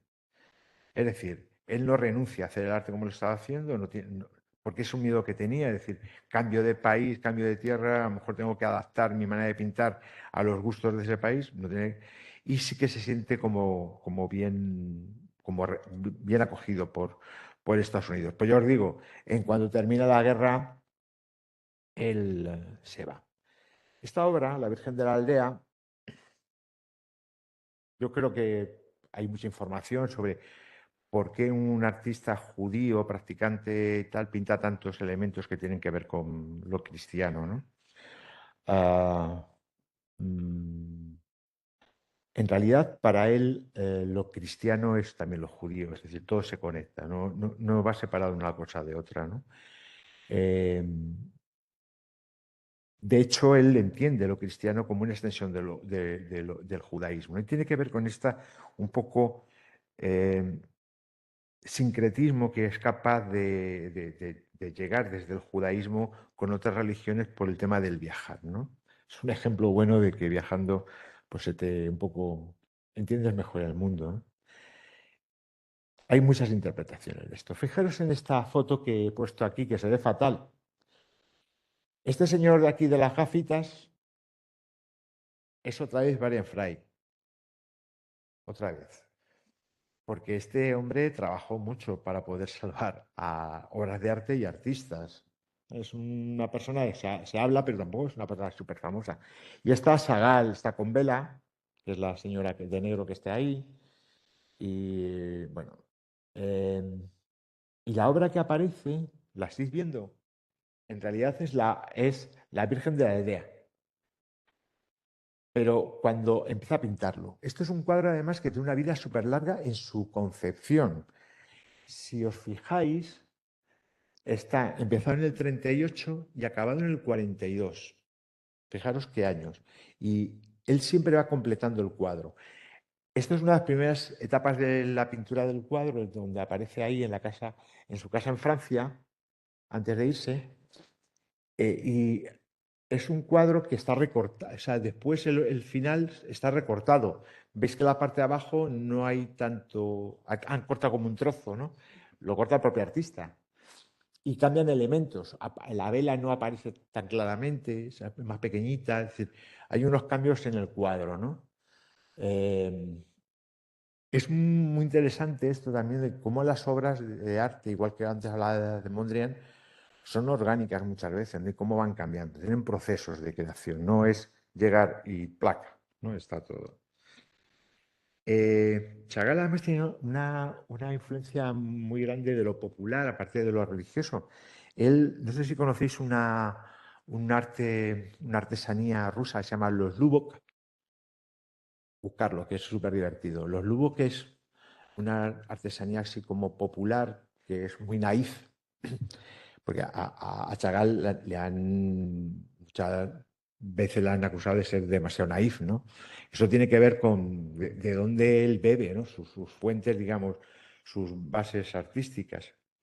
Y os recomiendo que busquéis además un Lubbock en particular, que fue súper famoso, que se llaman los ratones enterrando al gato. Los ratones enterrando al gato es un Lubbock que se repite, es un tema de Lubbock que se repite mucho, y es una crítica, o sea, interpretado como eh, um, un, bueno, ¿cómo decirlo? Un sarcasmo frente al entierro de Pedro, creo que Pedro I, Pedro I sería. Que el propio pueblo hace como unas historias satíricas de ciertas cosas del poder, en este caso del entierro del zar, ¿no? Y si lo encontráis, que es que yo no lo he encontrado hoy, veréis que es una cosa que tiene mucho que ver formalmente con los elementos de los personajes del propio Chagall, ¿no? No sé por qué contar esto de los Lugo, que me ha venido a la cabeza. Bueno, la obra de Chagall hay que verla siempre y reconocerse como consecuencia de la diáspora y del exilio. Eh, Él, hay que pensar que él trabaja desde un lugar un poco peculiar de lo artístico, de la creación artística, que sería algo así como lo autoetnográfico. Es decir, eh, como tanto en Francia, en Nueva York, bueno, por todos sitios donde vivió, parecía que se llevaba con él no solamente todas esas obras en esos contenedores que llevaba, sino una especie de consulado de su ciudad de origen. O sea, era todo ambientado en su aldea. En eso tenía mucha culpa a su Belle, a su mujer. Pero fijaros la diferencia entre Mondrian y Chagall, ¿no? Chagall se lleva su tierra de origen y Mondrian crea una especie de mundo o de espacio en función de de sus propios espacios pictóricos, ¿no? Eh,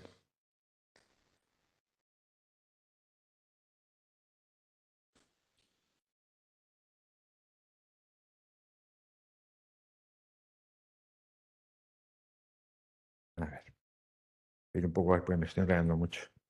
Bueno, voy a pasar esto. Bueno, esta obra empieza a hacerse en un momento como muy interesante o muy importante en su vida, que es que le llega la información de que los nazis, eh, sabiendo además que es una ciudad en la que el 80% de la población es rusa, llegan y arrasan la ciudad. ¿Vale? Y él lo que hace esta obra que Vela dice en una de sus cartas, que la hace pensando en lo que haya pasado en su propia, en su ciudad, ¿no? Bueno, es una obra, que, bueno, que la he puesto un poco para, otra vez, una reunión de artistas y de intelectuales y de científicos, está Einstein abajo, como podéis ver, exiliados y tal, perdón, Ay, perdón. ¿Qué ha hecho esto? Ay, perdonad. Bueno, ahora. A ver, ahora. Que está hablando del viaje, fijaros, la bandera nazi y Estados Unidos, ¿no? Las dos orillas. El siguiente artista que quiero hablar es Gross. Gross, a diferencia de los anteriores, este era un político muy político. Era una persona muy, muy política. Es un artista que, como a otros muchos artistas de la época, le toca ir a la Primera Guerra Mundial. Y a la vuelta a la Primera Guerra Mundial dice, aquí algo no funciona y tal, se radicaliza mucho ideológicamente y empieza a crear un arte muy, muy, muy comprometido, muy político. Él decía siempre que el arte sirve para algo, tiene que servir para cambiar el mundo, ¿no? Y cambiarlo a través de la política, ¿no? Hay una cosa que quería hacer aquí para yo dar un descanso. Es que veáis un pequeño vídeo que aparece mi compañera Luz Helena contando un poquito de este artista. Y así bebo agua.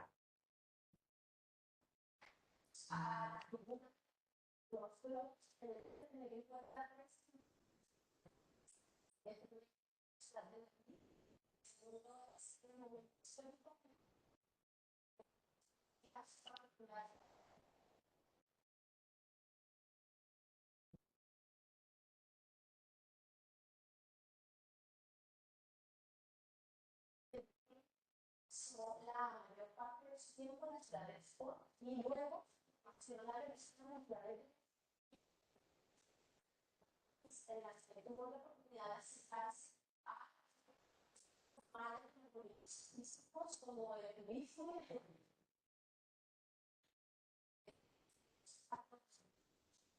los hermanos de los de la registración del tipo de mano.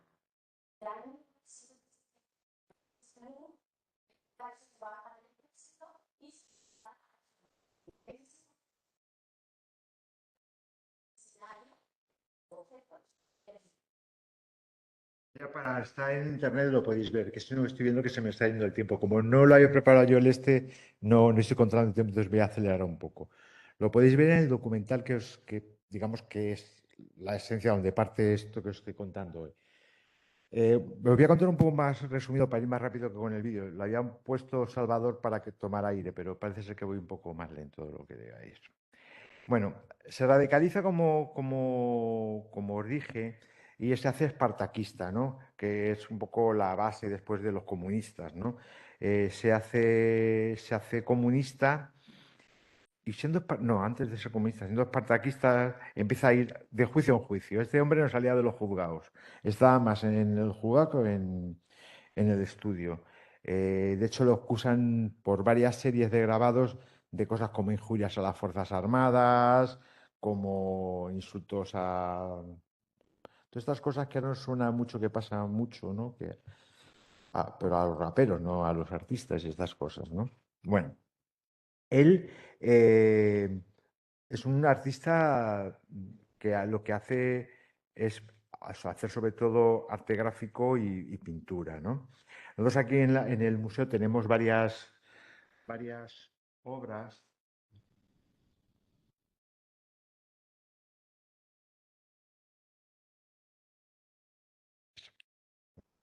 Tenemos estas obras. Esta es del 16-17, nada más volver de la guerra, ¿vale? Y lo que nos está hablando el cuadro es del gran caos de Europa, no es Metrópolis. El segundo cuadro es la escena callejera de unos años después, que lo que está hablando es bueno, pues de las repercusiones de la guerra, ¿no? Aparece un lisiado de guerra, ¿lo veis? A la izquierda, que está tuerto, aparece con un traje militar y una muleta, y un señor muy digno le mira con mucho desdén según pasa al lado de él. Atrás aparece un señor con un puro y tal, pero está aquí pidiendo limosna al otro. Es decir, era una persona como muy crítica. Y lo último es una acuarela que también tenemos en el museo porque se expone muy poco. Yo la he visto una vez nada más expuesta, así un periodo largo, y se llama La Tertulia, creo, del 28, 29. Es decir, es una persona que está criticando a una sociedad y bueno, eso le va a traer muchos problemas, ¿no? En ese momento, pero imaginaros cuando llegan los nazis al poder, ¿no? Este sí que le hacen una cruz y raya rápidamente. Enseguida que uno de los pocos artistas que le ponen la etiqueta de bolchevique cultural, los nazis, que eso era como el grado top de la persecución de los artistas, ¿no? Pocos artistas eran de ese grado. Pero este era, eso, el Ministerio de Propaganda nazi le etiqueta como bolchevique cultural número uno, que ya es ser, ¿no? Hay un libro que es su autobiografía, que es Un pequeño sí, un gran no, o algo así como era. ¿Un pequeño sí, un gran no se llama? Sí, creo que se llama Un pequeño sí, un gran no. ¿Vale? Está editado en castellano. Y es un libro que habla de por qué él cree que el arte sirve para cosas y para él le sirve para intentar cambiar el mundo, ¿no? Y acabar con las injusticias. Bueno.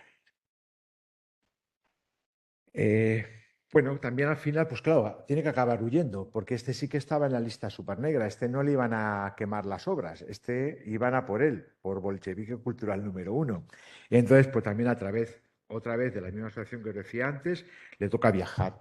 Y curiosamente viaja en un barco que se llama New York, en un transatlántico que se llama Nueva York también.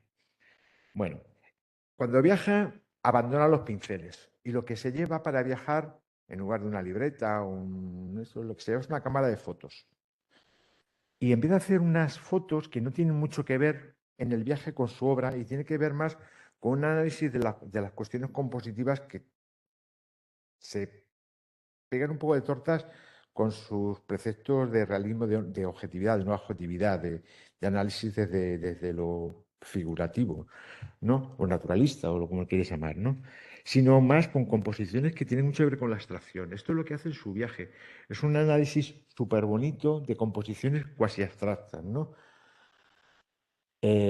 Cosas de estas, ¿no? Pero al llegar a Nueva York, de repente empieza a hacer unas fotografías en las que lo que intenta reflejar es la velocidad, el dinamismo. ¿Os acordáis de Metrópolis? Vuelve otra vez a esa idea del movimiento, la vorágine, de representar cosas que no son lo formal, sino lo temporal, por ejemplo, ¿no? Todo este tipo de cosas.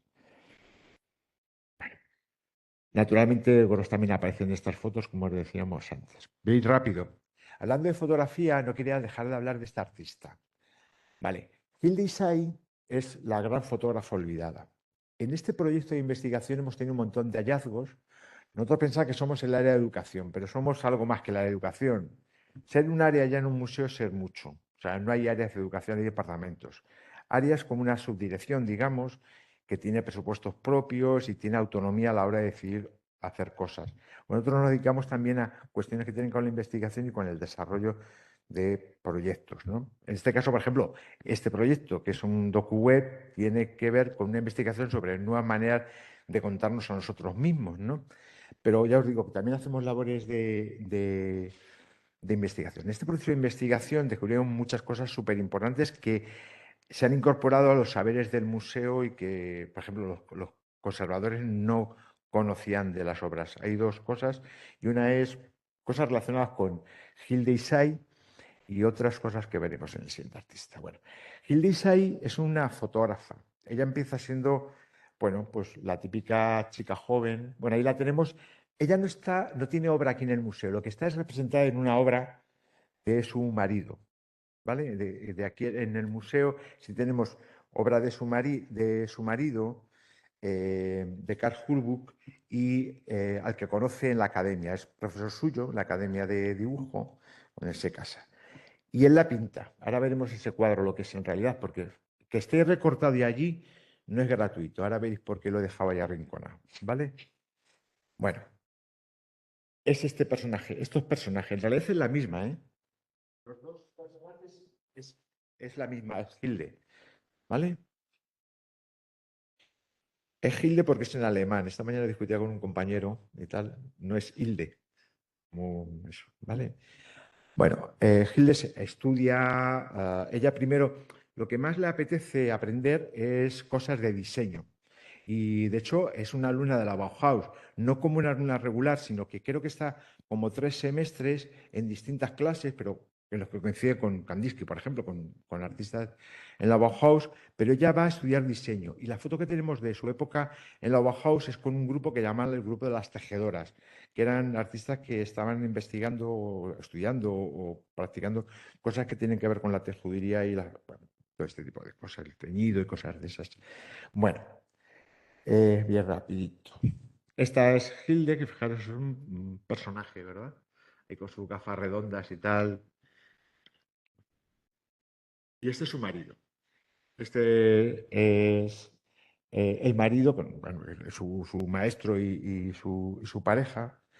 Eh, Hubuk es un artista, es un maestro de dibujo al natural, ¿no? Y ella, cuando está en la Bauhaus, empieza a hacer una cosa que es experimentar con la fotografía. Hasta entonces no había tocado una cámara fotográfica, pero su marido tiene una cámara fotográfica y empieza a investigar. Y él la anima a que dé clases de fotografía. Y es cuando empieza a aficionarse con la fotografía. Abajo lo que veis es uno de los cuadros del marido, ¿vale? Y son ellos haciendo poses y tal, pero son fotografías hechas por ellas con la cámara fija, ¿no? Bueno, son experimentos más que otra cosa, ¿no? Pero esto, por ejemplo, es otro dibujo de Hubuk, que es ella apuntándole con el secador. Él está debajo de las sábanas, como podemos intuir y tal. Son como cosas como súper divertidas así entre ellos, muy íntimas, ¿no? Esas fotografías tal cual. En un momento hace este cuadro. Este cuadro, que os acordáis de lo que se enseñó al principio, en realidad es todo este cuadro. Pero en un momento dado lo tienen que cortar por la mitad por guardarlo, para guardarlo, porque se estaba estropeando y para poder enrollarlo bien sin cuartear la pintura, lo cortan en dos. Y al final se acaban separando y un cuadro, una parte, la mitad de la izquierda, está aquí en este museo y la otra está en Berlín. No, en Múnich, perdón, en Múnich. Nosotros nos ha tocado la parte seria. La divertida es la de la derecha, como podéis ver. Pero en realidad el cuadro es 4 veces. El cuadro en origen se llamaba 4 veces Hilde y ahora pues se llama doble retrato y doble retrato 2. Pero era 4 veces. Que lo que viene a representar es el carácter lo que quiera el artista es representar el carácter. Pues eh, la persona es como más reflexiva, la persona que se sorprende, la persona provocativa y la otra que aparece con un delantal como la hogareña. Es decir, es como una especie de cuadro un poco simbólico, ¿no? Es un cuadro. Mira, estos son fotos de las tejedoras, de las alumnas de la Bauhaus. Muchas de las chicas cuando se apuntaban a la Bauhaus acababan en diseño, en moda, en cosas de ese tipo, ¿no? Aquí hay personajes súper importantes, entre ellos Sonia Delaunay, entre otros muchos artistas, ¿no? Que todos conocéis. Bueno, Hilde es esta de aquí, que tiene un aspecto un poco andrógino, ¿no? Pero, y es ella también, era bastante guapa. Aquí están los papeles de su viaje. En un momento dado se separa de su marido y con su madre se va a Viena. Y en Viena ella se pone a hacer fotografía. Ahí sí que su evolución como artista es muy significativa. Hasta ahora eran experimentos, eran cosas de... Y se hace un cierto nombre en la fotografía de vienesa. Y entonces, en un momento dado, sí entra en esos grupos de artistas que son admitidos en Estados Unidos, sin ser una gran artista. Pero ocurre una cosa. Y primero que es mujer, bueno, como todos intuíamos, ¿no? Perdonad, perdón. Y segundo, jolín, ¿qué pasa aquí? Y segundo, es que cuando no tiene una carrera como otros de los artistas que van, cuando llega allí tiene que buscarse la vida. Y en Viena había conocido a una fotógrafa que judía, también como ella, que había montado la primera estudio de fotografía infantil en Jerusalén. Y con ella aprendió fotografía infantil. Y claro, cuando llega a Nueva York tiene que comer. Y entonces se le ocurre poner un estudio de fotografía infantil, que es uno de los estudios de fotografía más famosos que hay en Nueva York. Pero ella, de repente, eso hace que poco a poco vaya abandonando su vocación artística y empieza a hacer una fotografía documental muy estándar de fotografía de niños y de madres con niños y tal, y poco más. Y poco a poco se va borrando un poco de tal.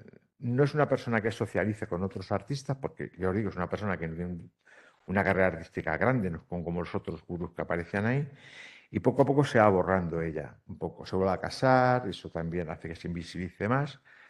Y en un momento dado hace una cosa, que es que dona a Alghetti una caja con fotografías. Y a Alghetti le parece una cosa interesante lo que le están dando, sin conocerla muy bien a ella, y lo guardan. Pero lo guardan con un poquito de desdén. Y entonces ella, que estaba tanteando, lo que hace es mandar una segunda caja, mucho más grande, al MoMA. Y el MoMA sí que dice, esto hay que guardarlo. Esto es importante. Entonces, se crea un archivo. Aún así, no lo han visibilizado mucho. Y en nuestro proceso de investigación, una de mis compañeras, Ana Gómez, se encontró de repente todos estos archivos y junto a Sara Torres, una profesora de la Complutense, en este proyecto participamos, gente del museo, gente de fuera.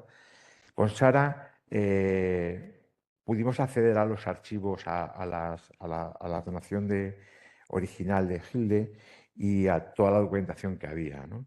Y de alguna manera el MoMA volvió a prestar atención otra vez a esta obra y está preparando una exposición pequeña sobre la obra de esta artista, ¿no? Es una cosa que nos ha gustado mucho hacer en este proyecto.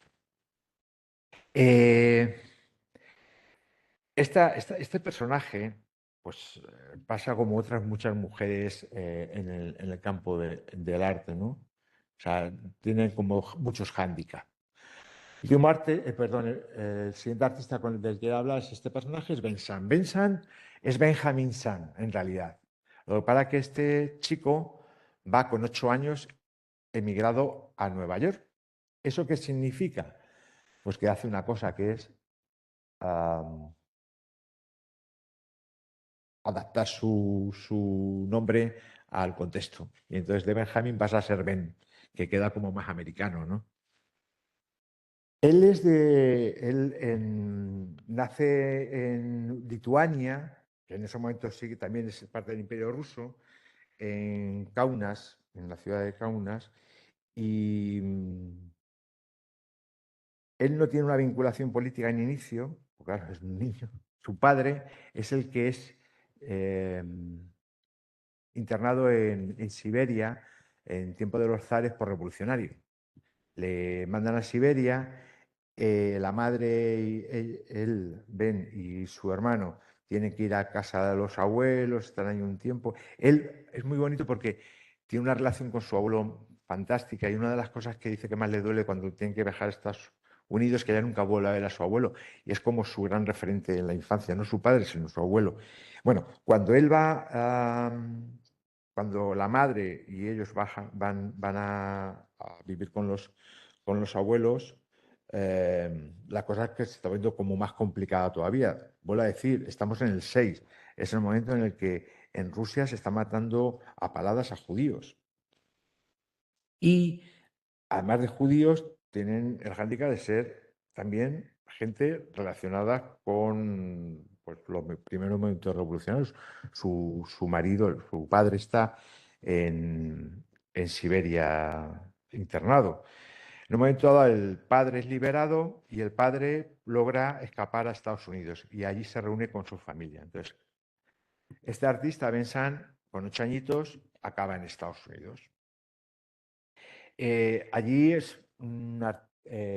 pues es un chaval que vive en un barrio humilde, son estos emigrados un poco que llegan de Europa, se juntan todos en las mismas comunidades y tal, trabajan en la industria textil en las afueras de Nueva York, viven en Brooklyn, que en aquel tiempo era como vivir no sé, en el Pozo del Tío Raimundo, hace 20 años aquí en Madrid. O sea, Brooklyn en aquella época eran los suburbios de Nueva York.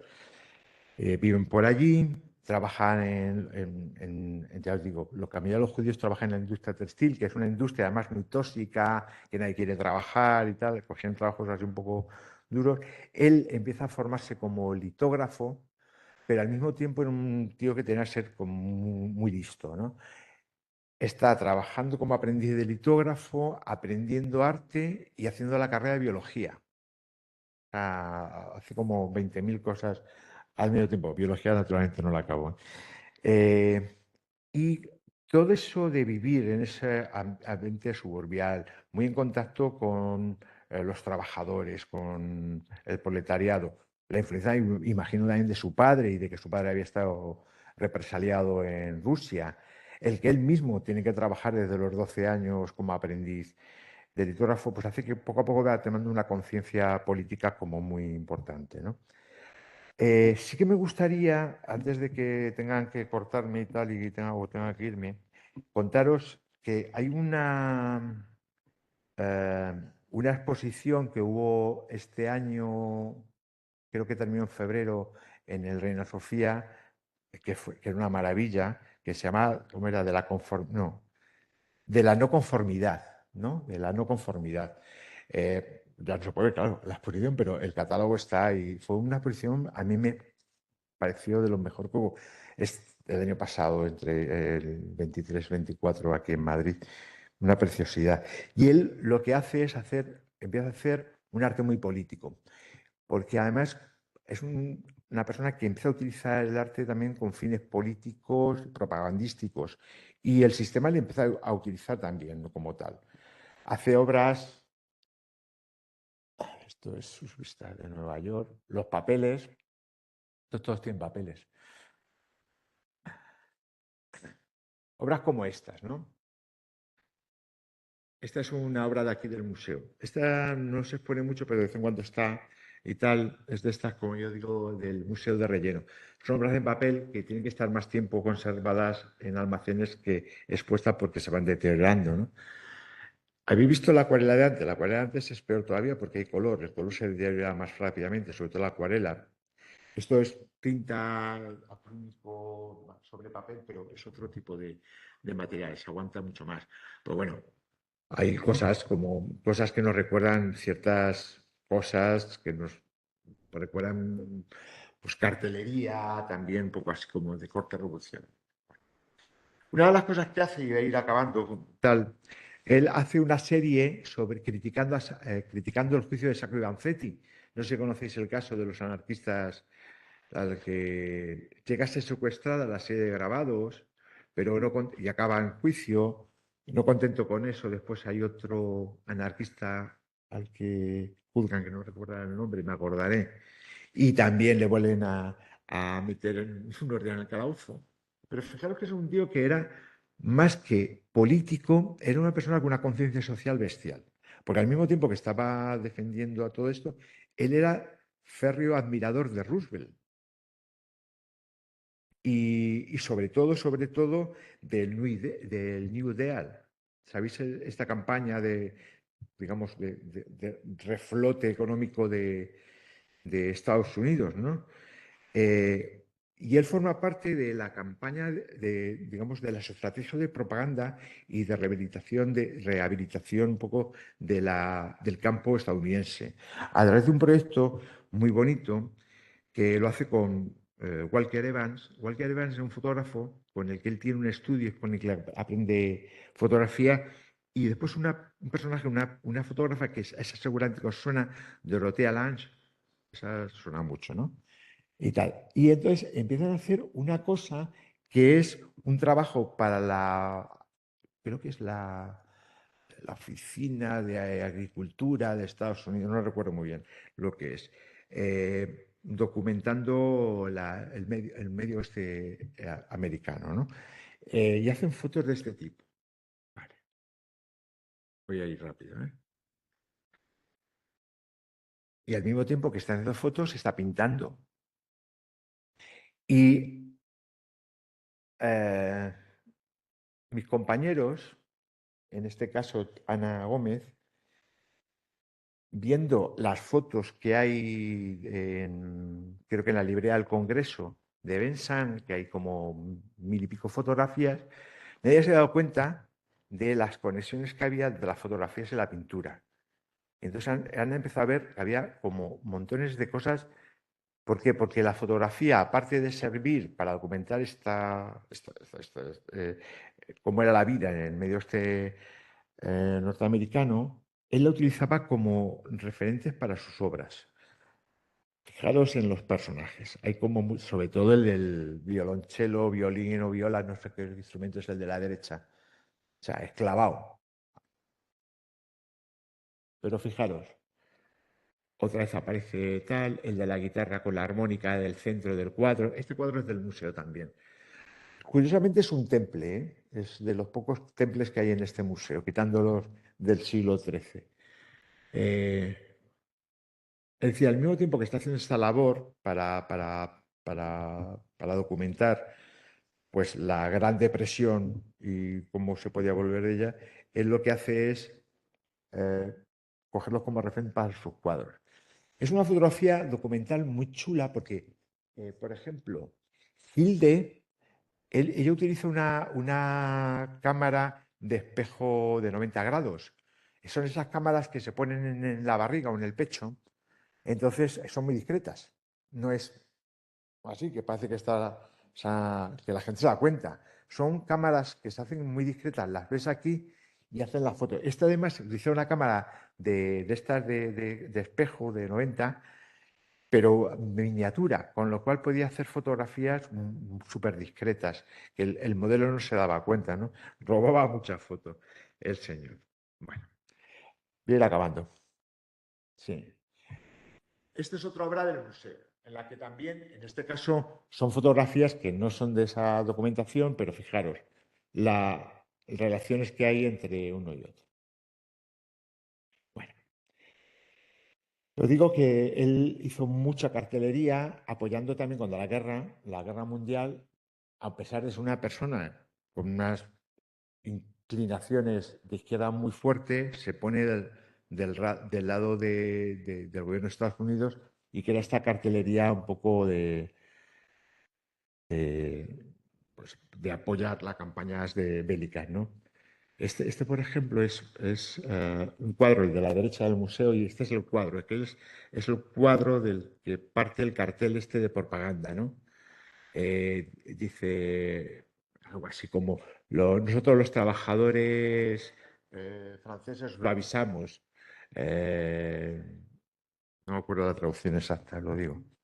Bueno, lo que viene a decir es que la rendición es un poco nosotros los obreros franceses os prevenimos, es el título del cuadro, y viene a decir algo así como que la rendición o la sumisión y tal es... la derrota supone la esclavitud, la hambruna y la muerte. Bueno, este artista vivió un montón de años y siguió haciendo este tipo de trabajo toda la vida, o sea, este tipo de arte comprometido. Primero con los derechos civiles. Después, con la guerra de Vietnam, él hizo también mucha obra que tenía criticando la guerra de Vietnam y finalmente en los últimos años de su vida, se comprometió mucho con el tema de los migrantes de América, ¿no? Esto no lo vamos a ver porque ya me paso de tiempo, pero esto es otro proyecto de la educación que la responsable es Ángeles, se lo quería traer porque era un guiño también hacia ella, como de gracias también. Es un proyecto que hizo ella con la Universidad de San Bernardino, en la que una serie de alumnos de esta universidad, en relación con una exposición que comisaríamos desde la educación, hablan de conceptos como la frontera, el viaje y tal. De alguna manera también se vuelve a conectar con esta sensibilidad de Bensan, de sus últimos años, de defender a los espaldas mojadas en Estados Unidos. Y ya me he pasado. Este es el documental, que lo veis y tal, y cuando queréis cualquier cosa, se lo preguntéis a Ángeles. Pues está.